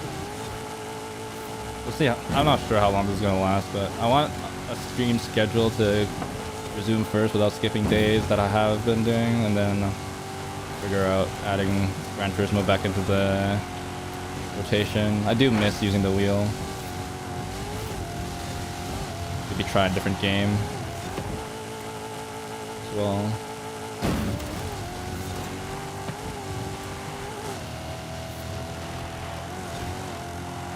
Goblin Boy, hello.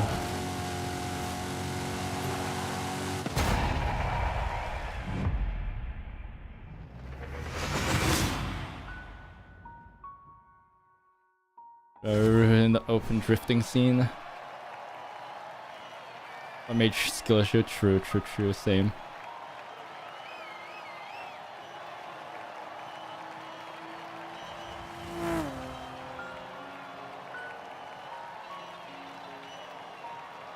Played AC for 30 minutes. That's fine, I think.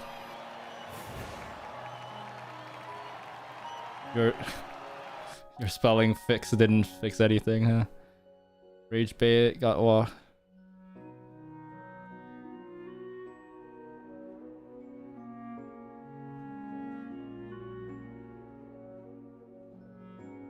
The game look a lot better. Ooh. Drive standing up, imagine. Oh no. Alright, see you later, Zelda Reaper. Yeah, I believe. Are they as good as Minecraft shaders though? That's the real question.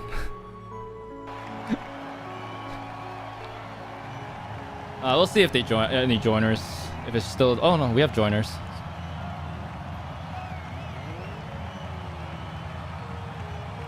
We got joiners. Oh no, we don't. Yeah, let's leave.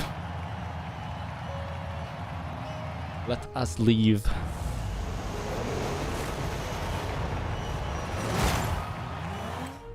Sorry, bro. You can have the race win. Thanks for the lurk. All right, let me switch playlists here.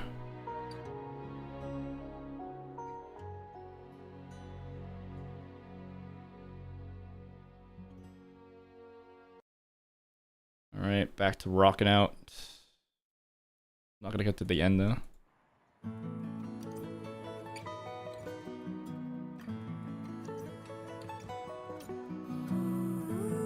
I started.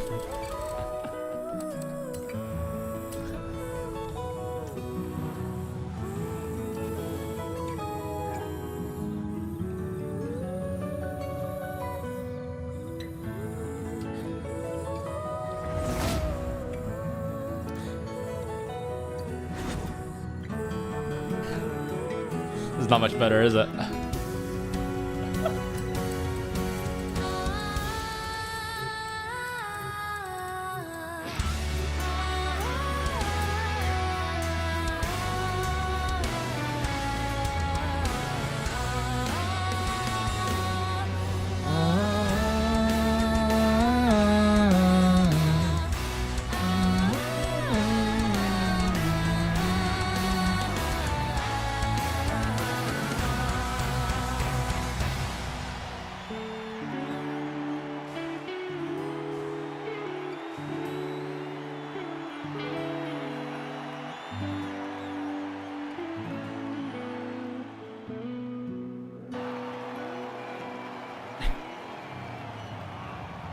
Hey, welcome back, Reaper, already? How you like? We vibing? Let's go. Glad y'all loving it. Ah, Meta. Kevin Xiang. Sag. Of course, there's a scout in here.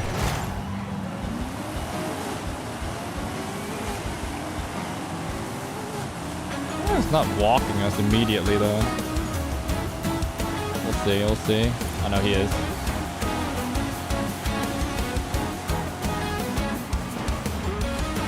He's bad though. Or he just made a temporary mistake there.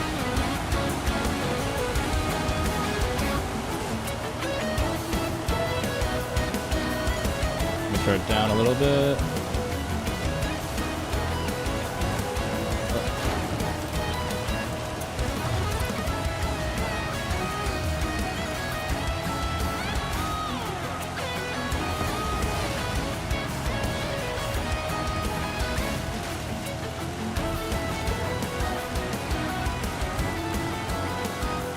Lower now. Great. Back to scraping speed bumps. Unless we go diagonal.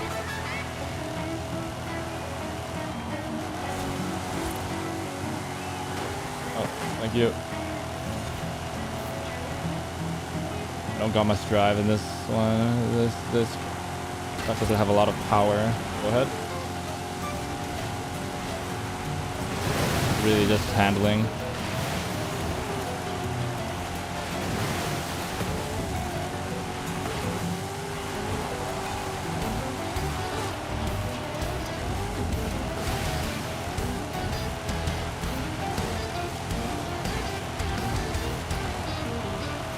This is slightly more interesting than cross country, but barely.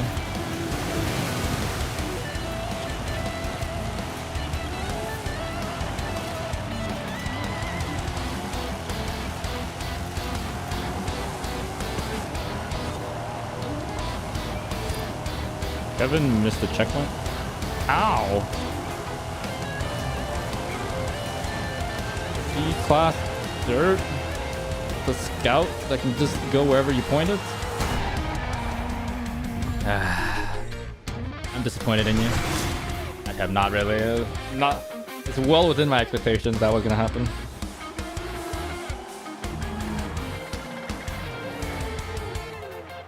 No surprise here.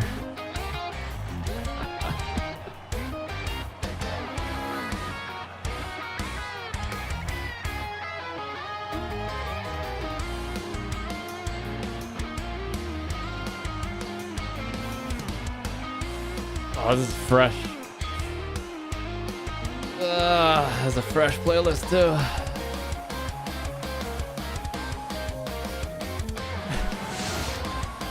Let's see.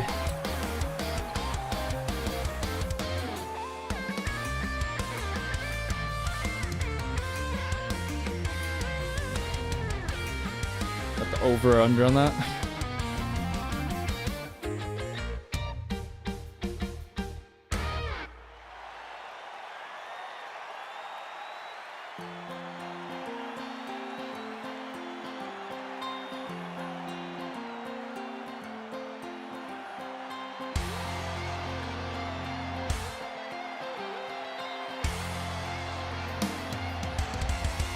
Do-do.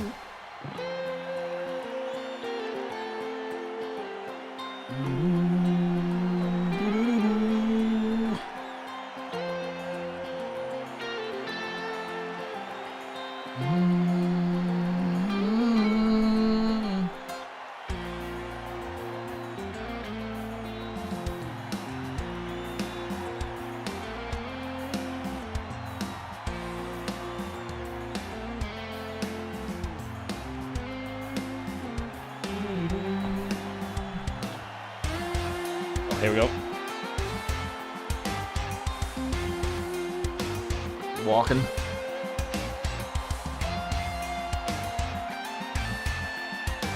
Oh, bro, this gotta load faster. I've got that much time on me.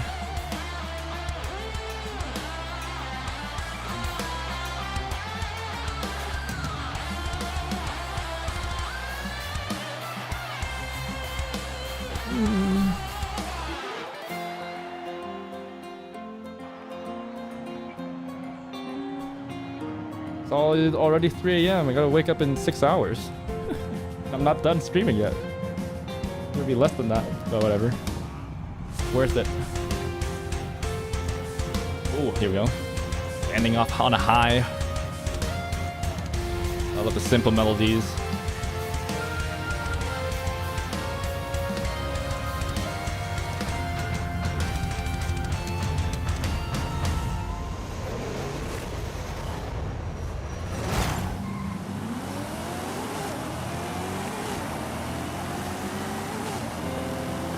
Going up.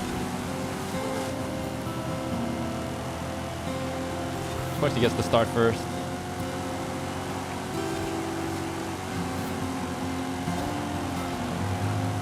Oh, classical.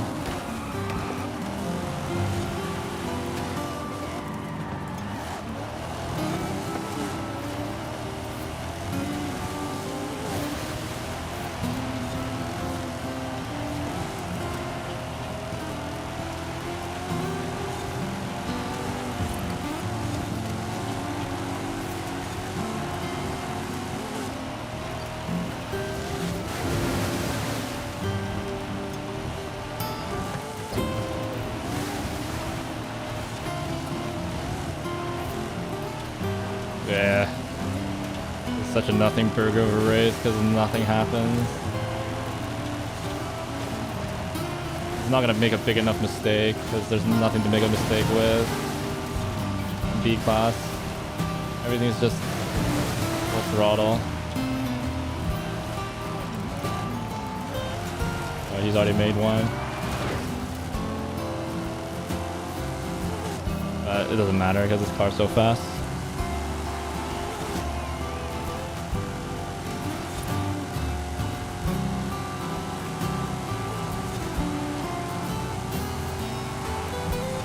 Yeah, so he's not going to leave the mid playlist because he's just going to be winning this one.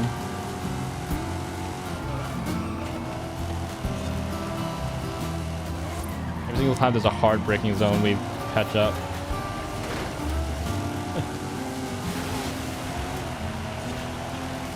We need more braking zones.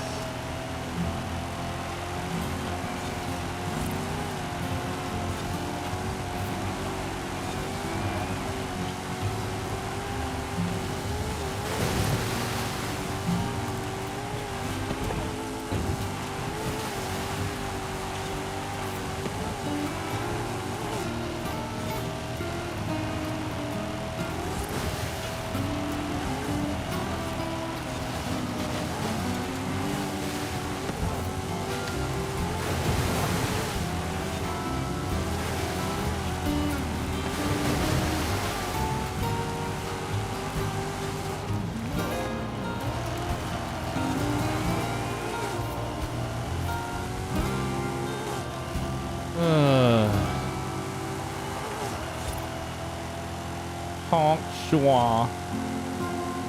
Me.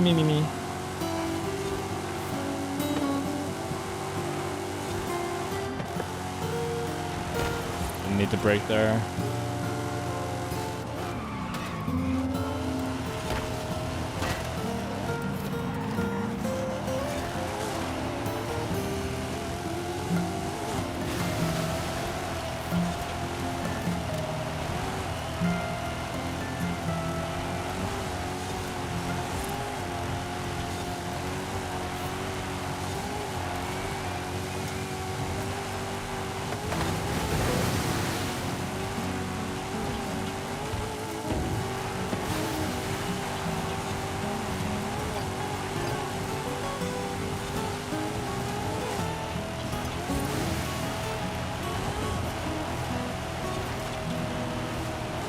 This is a bit more of a challenging course than anything faster than this. You have to do you still have to manage your speed on the back loop.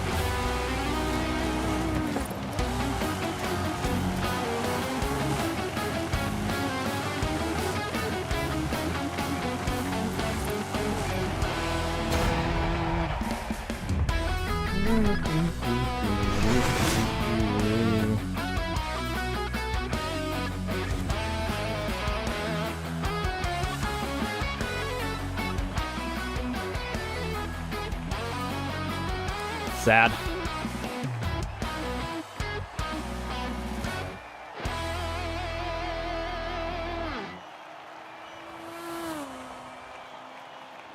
No shot. Yeah, I know.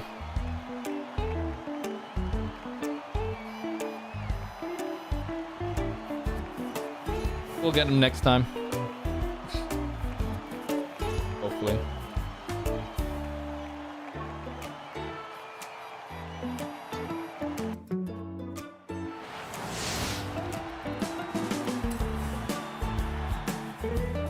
Yeah, it's B class dirt, is whatever. I don't care for this.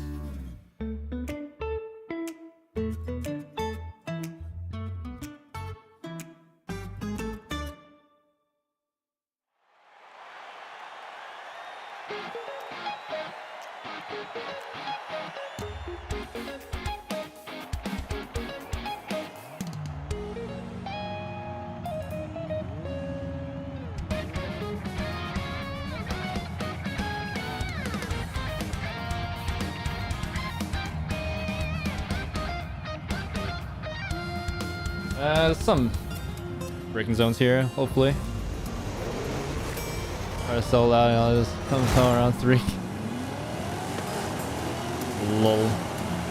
How did he end up first in the grid again?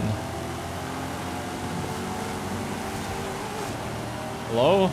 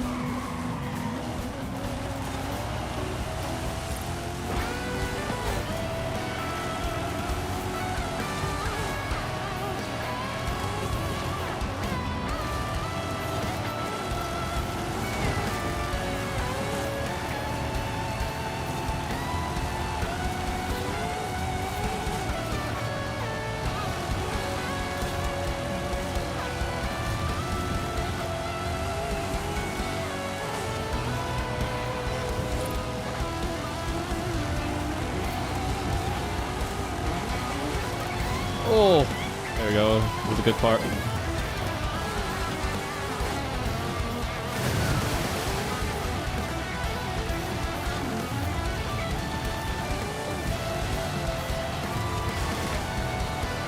We're back. Back to the regular scheduled programming right there. Good little bit of freestyle right there is the fill section.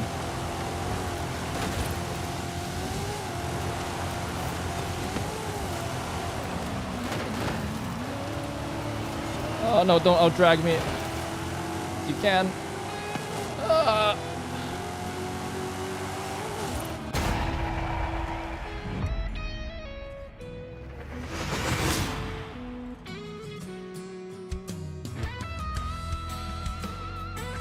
Yeah. You get off the highway that loud, dang. Definitely catless, huh?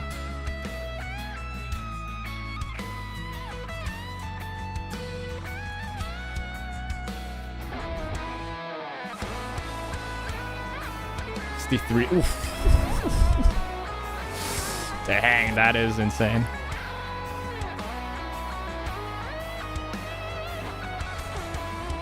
GG's. They both beat him. Let's go.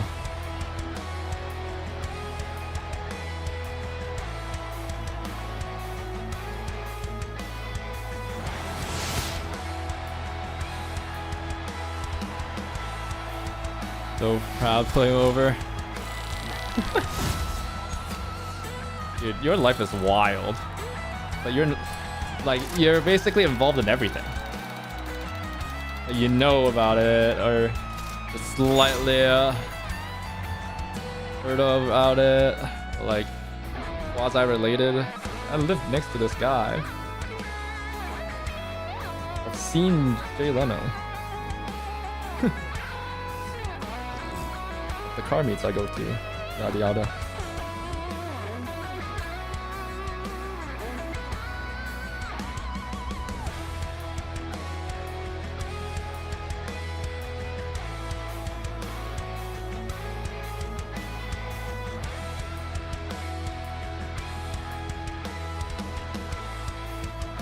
Yeah, we'll see how Washington is. Hopefully it's better. I'm not modding it that anytime soon though anyway, so I'll be fine.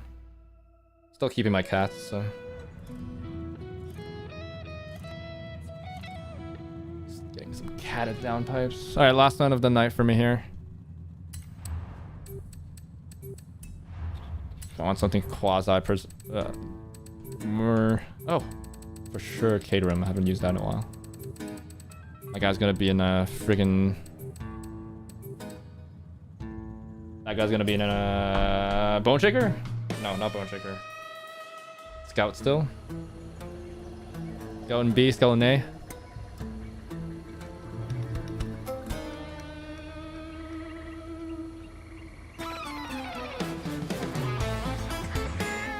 Oh, baseline.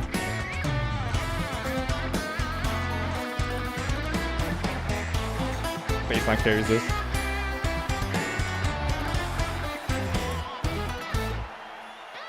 Has been pulled over. Have you been keeping under the speed limit? Oh no, I see a Bone Shaker. Oh, that's not him. Cyclone. Oh wait, this is the. You said this is the hidden meta. You said.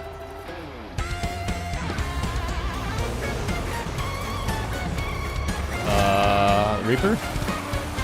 Okay.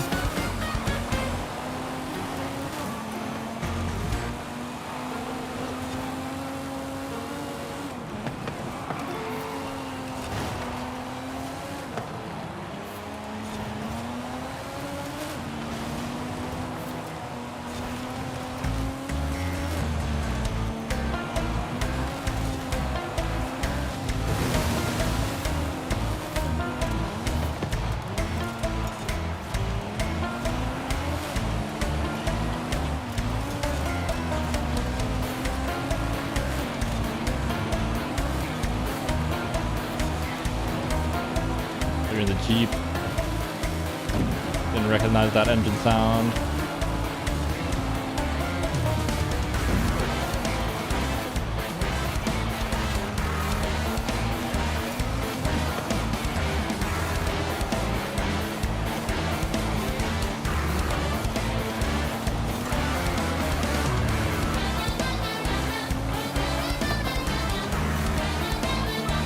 This is what ZZZ songs sound like, huh? I have no grip on road.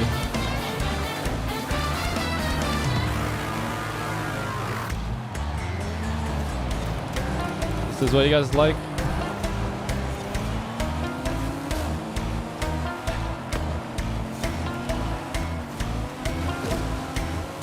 What difficulty? I mean, this is online, so there's no real difficulty. Reaper. Oh, the guy left. Let's go. Get him out of here.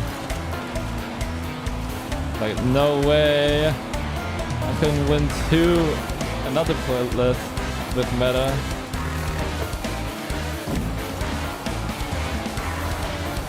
Was he even top 3? Wait, actually, was he? I don't even know. Wow, we had to make the whole lobby quit.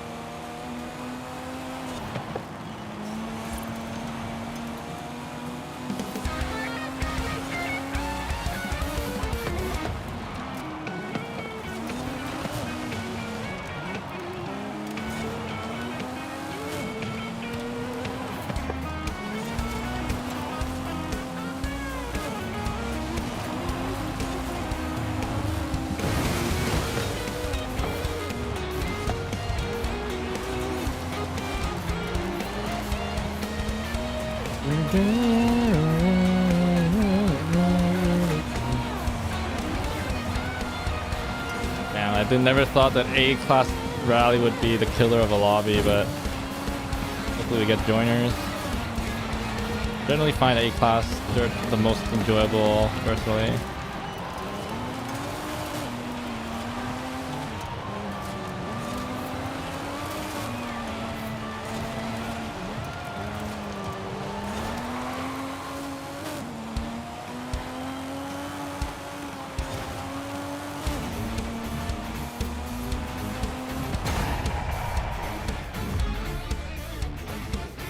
Yeah, this is just online, but usually I race on unbeatable if I'm playing like single player.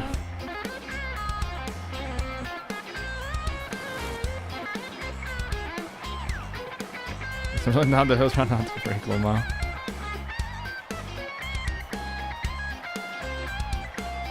Them do be real people.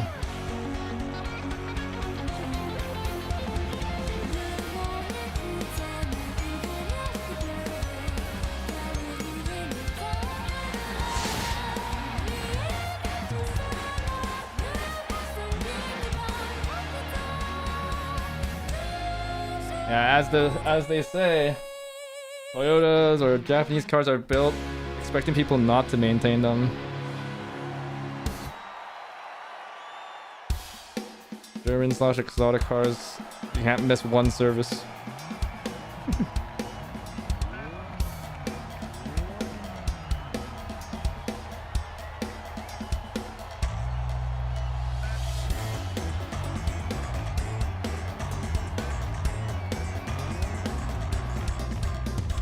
Do anything wrong, car's gone. No joiners.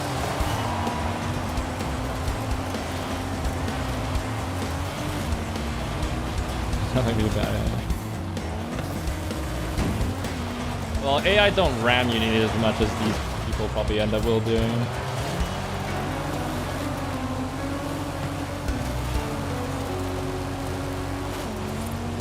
They back off super quickly, AI.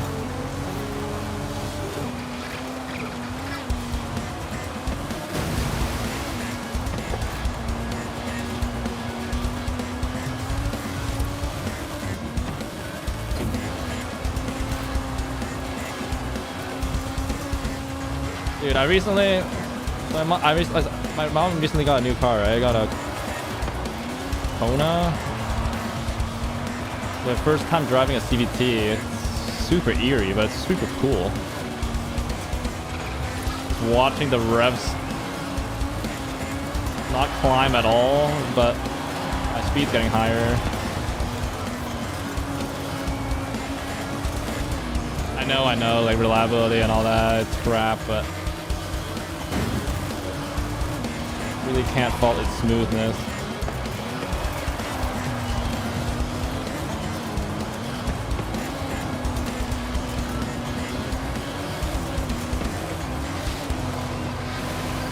They're planning to get rid of the car in like 5 years, so hopefully the CVT will likely last warranty.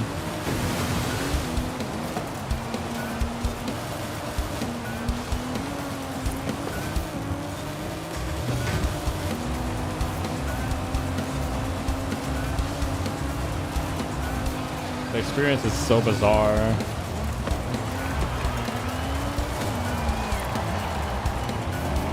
My muscle memory can't really take it. I'm trying to adjust right now. I only drive on the weekend. Oh, like one day on the weekend. Sundays. And then on Monday, I'm gonna get back in my manual.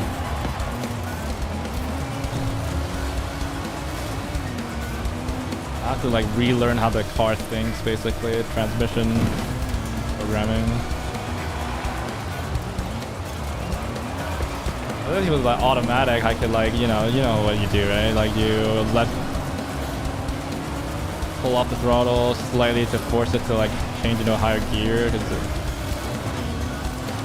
and like hang on the edge so it doesn't drift down again. All that jazz. That stuff doesn't work in a CVT. No, I got the NA, so that's why it's a CVT. If I got the 1.6T, it would have been come with the 8-speed. I wasn't gonna buy the sport line for a shorter term vehicle. Oh, you hit it so hard that it gave you a pen?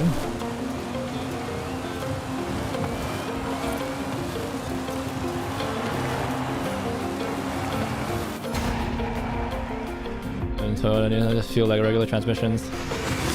Gaps and steps. Yeah, I actually don't like that. If it's not a CVT, just do CVT things.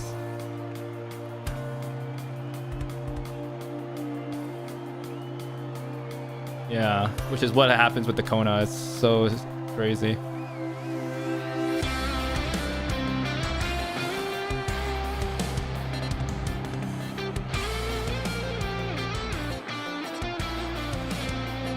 That was gonna go. Damn.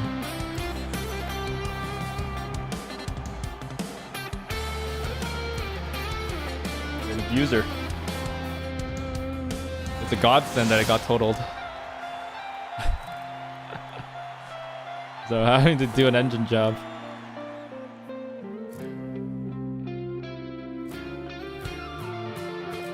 It's kind of cool, the CVT. Now you have a before you got a car anyway, so.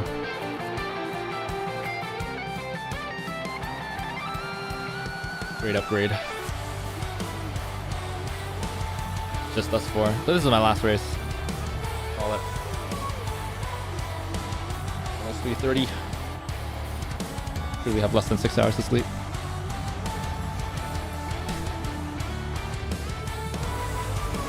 Oh, drive. No. Don't go back. Get a GR Corolla and go 4-wheel drive.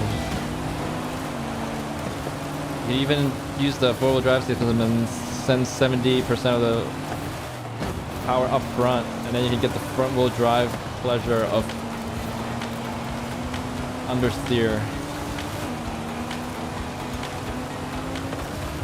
If you wanted.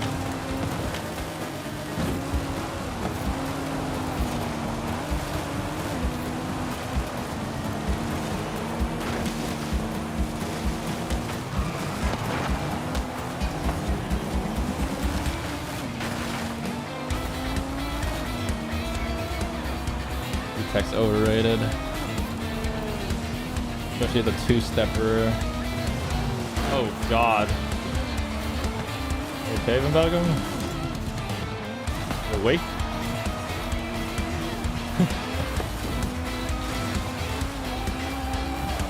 That was my last race, but you didn't have to sandbag that hard.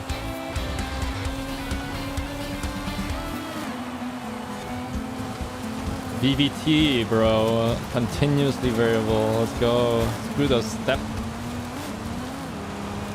Vanos. BMW guy now.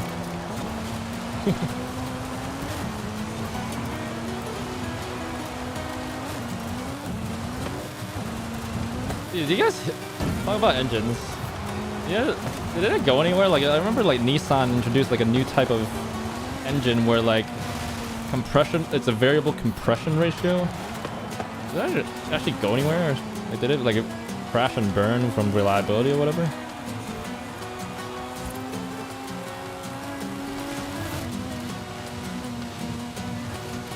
I imagine that being super reliable, especially coming from Nissan, but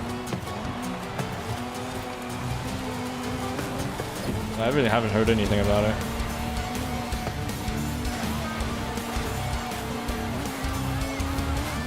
This looks just not for much longer. Their merger failed, so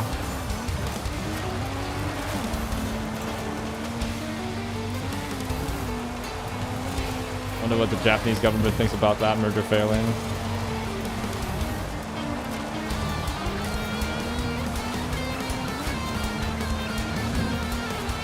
They were heavily suggesting that they work together, you know what I mean?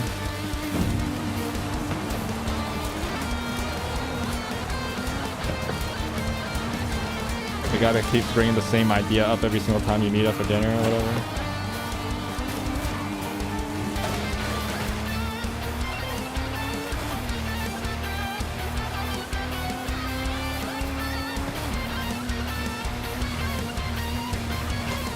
really want to check out in real life Nissan, I want to see a Juke R.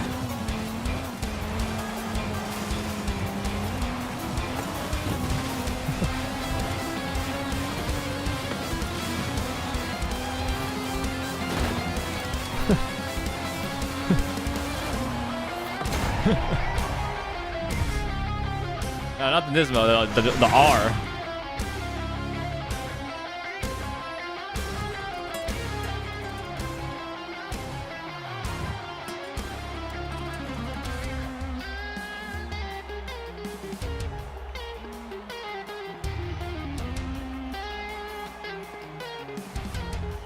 It's just such a crazy concept. I want to like cars that like would dream of just being like sitting in or just driving. Like Juke R, the Volkswagen concept where they put like the Bentley W12, the W16, no, it's W12 in the back of a Golf. That's another like would be really cool to just experience once.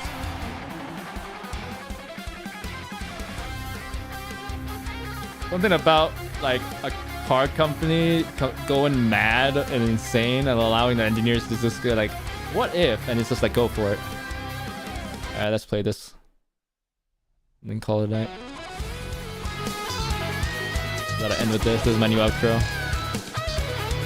Hobby skill, let's go.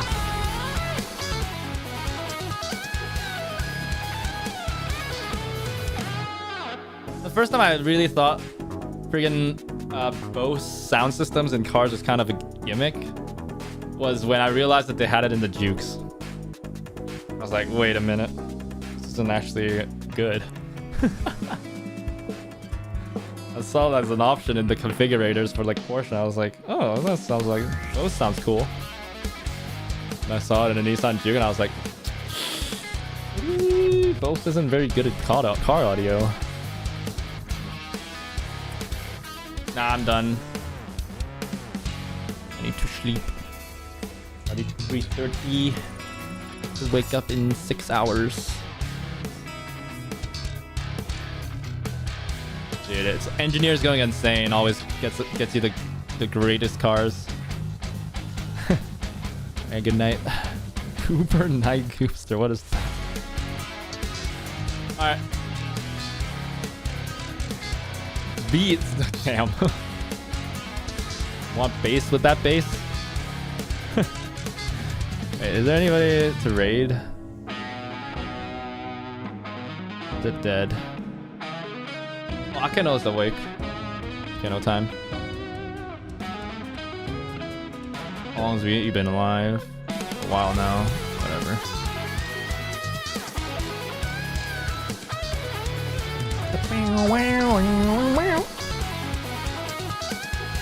Perfect. Alright, we gotta wait till the next drop though. I gotta experience this one more time. Get to the end here. Yeah, Beats by Dre. Doing good in my life. I was wanting a new car. A friend was working at Nissan. He let me take a Nissan edition. Nismo. That's cool.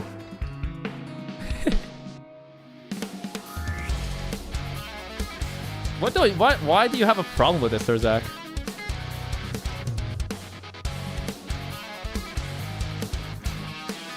What's your issue, man? It can be kind of cool.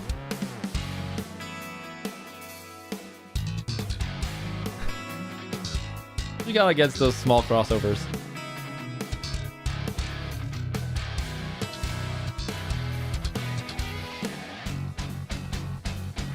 Actually, true. I don't like crossovers myself, but there's some of them like with engine swaps or like chassis swaps basically are cool, I think. Or they go kind of crazy with the factory mods. Oh wait, wasn't there like a V8? What's it called? The Signet? Like the Aston? That'd be cool too. All right. Cool. So with that said, hope you guys have a great rest of the day, night, morning, afternoon, wherever you guys are from. Just have a great day in general. And I'll see y'all in the next one. Take care.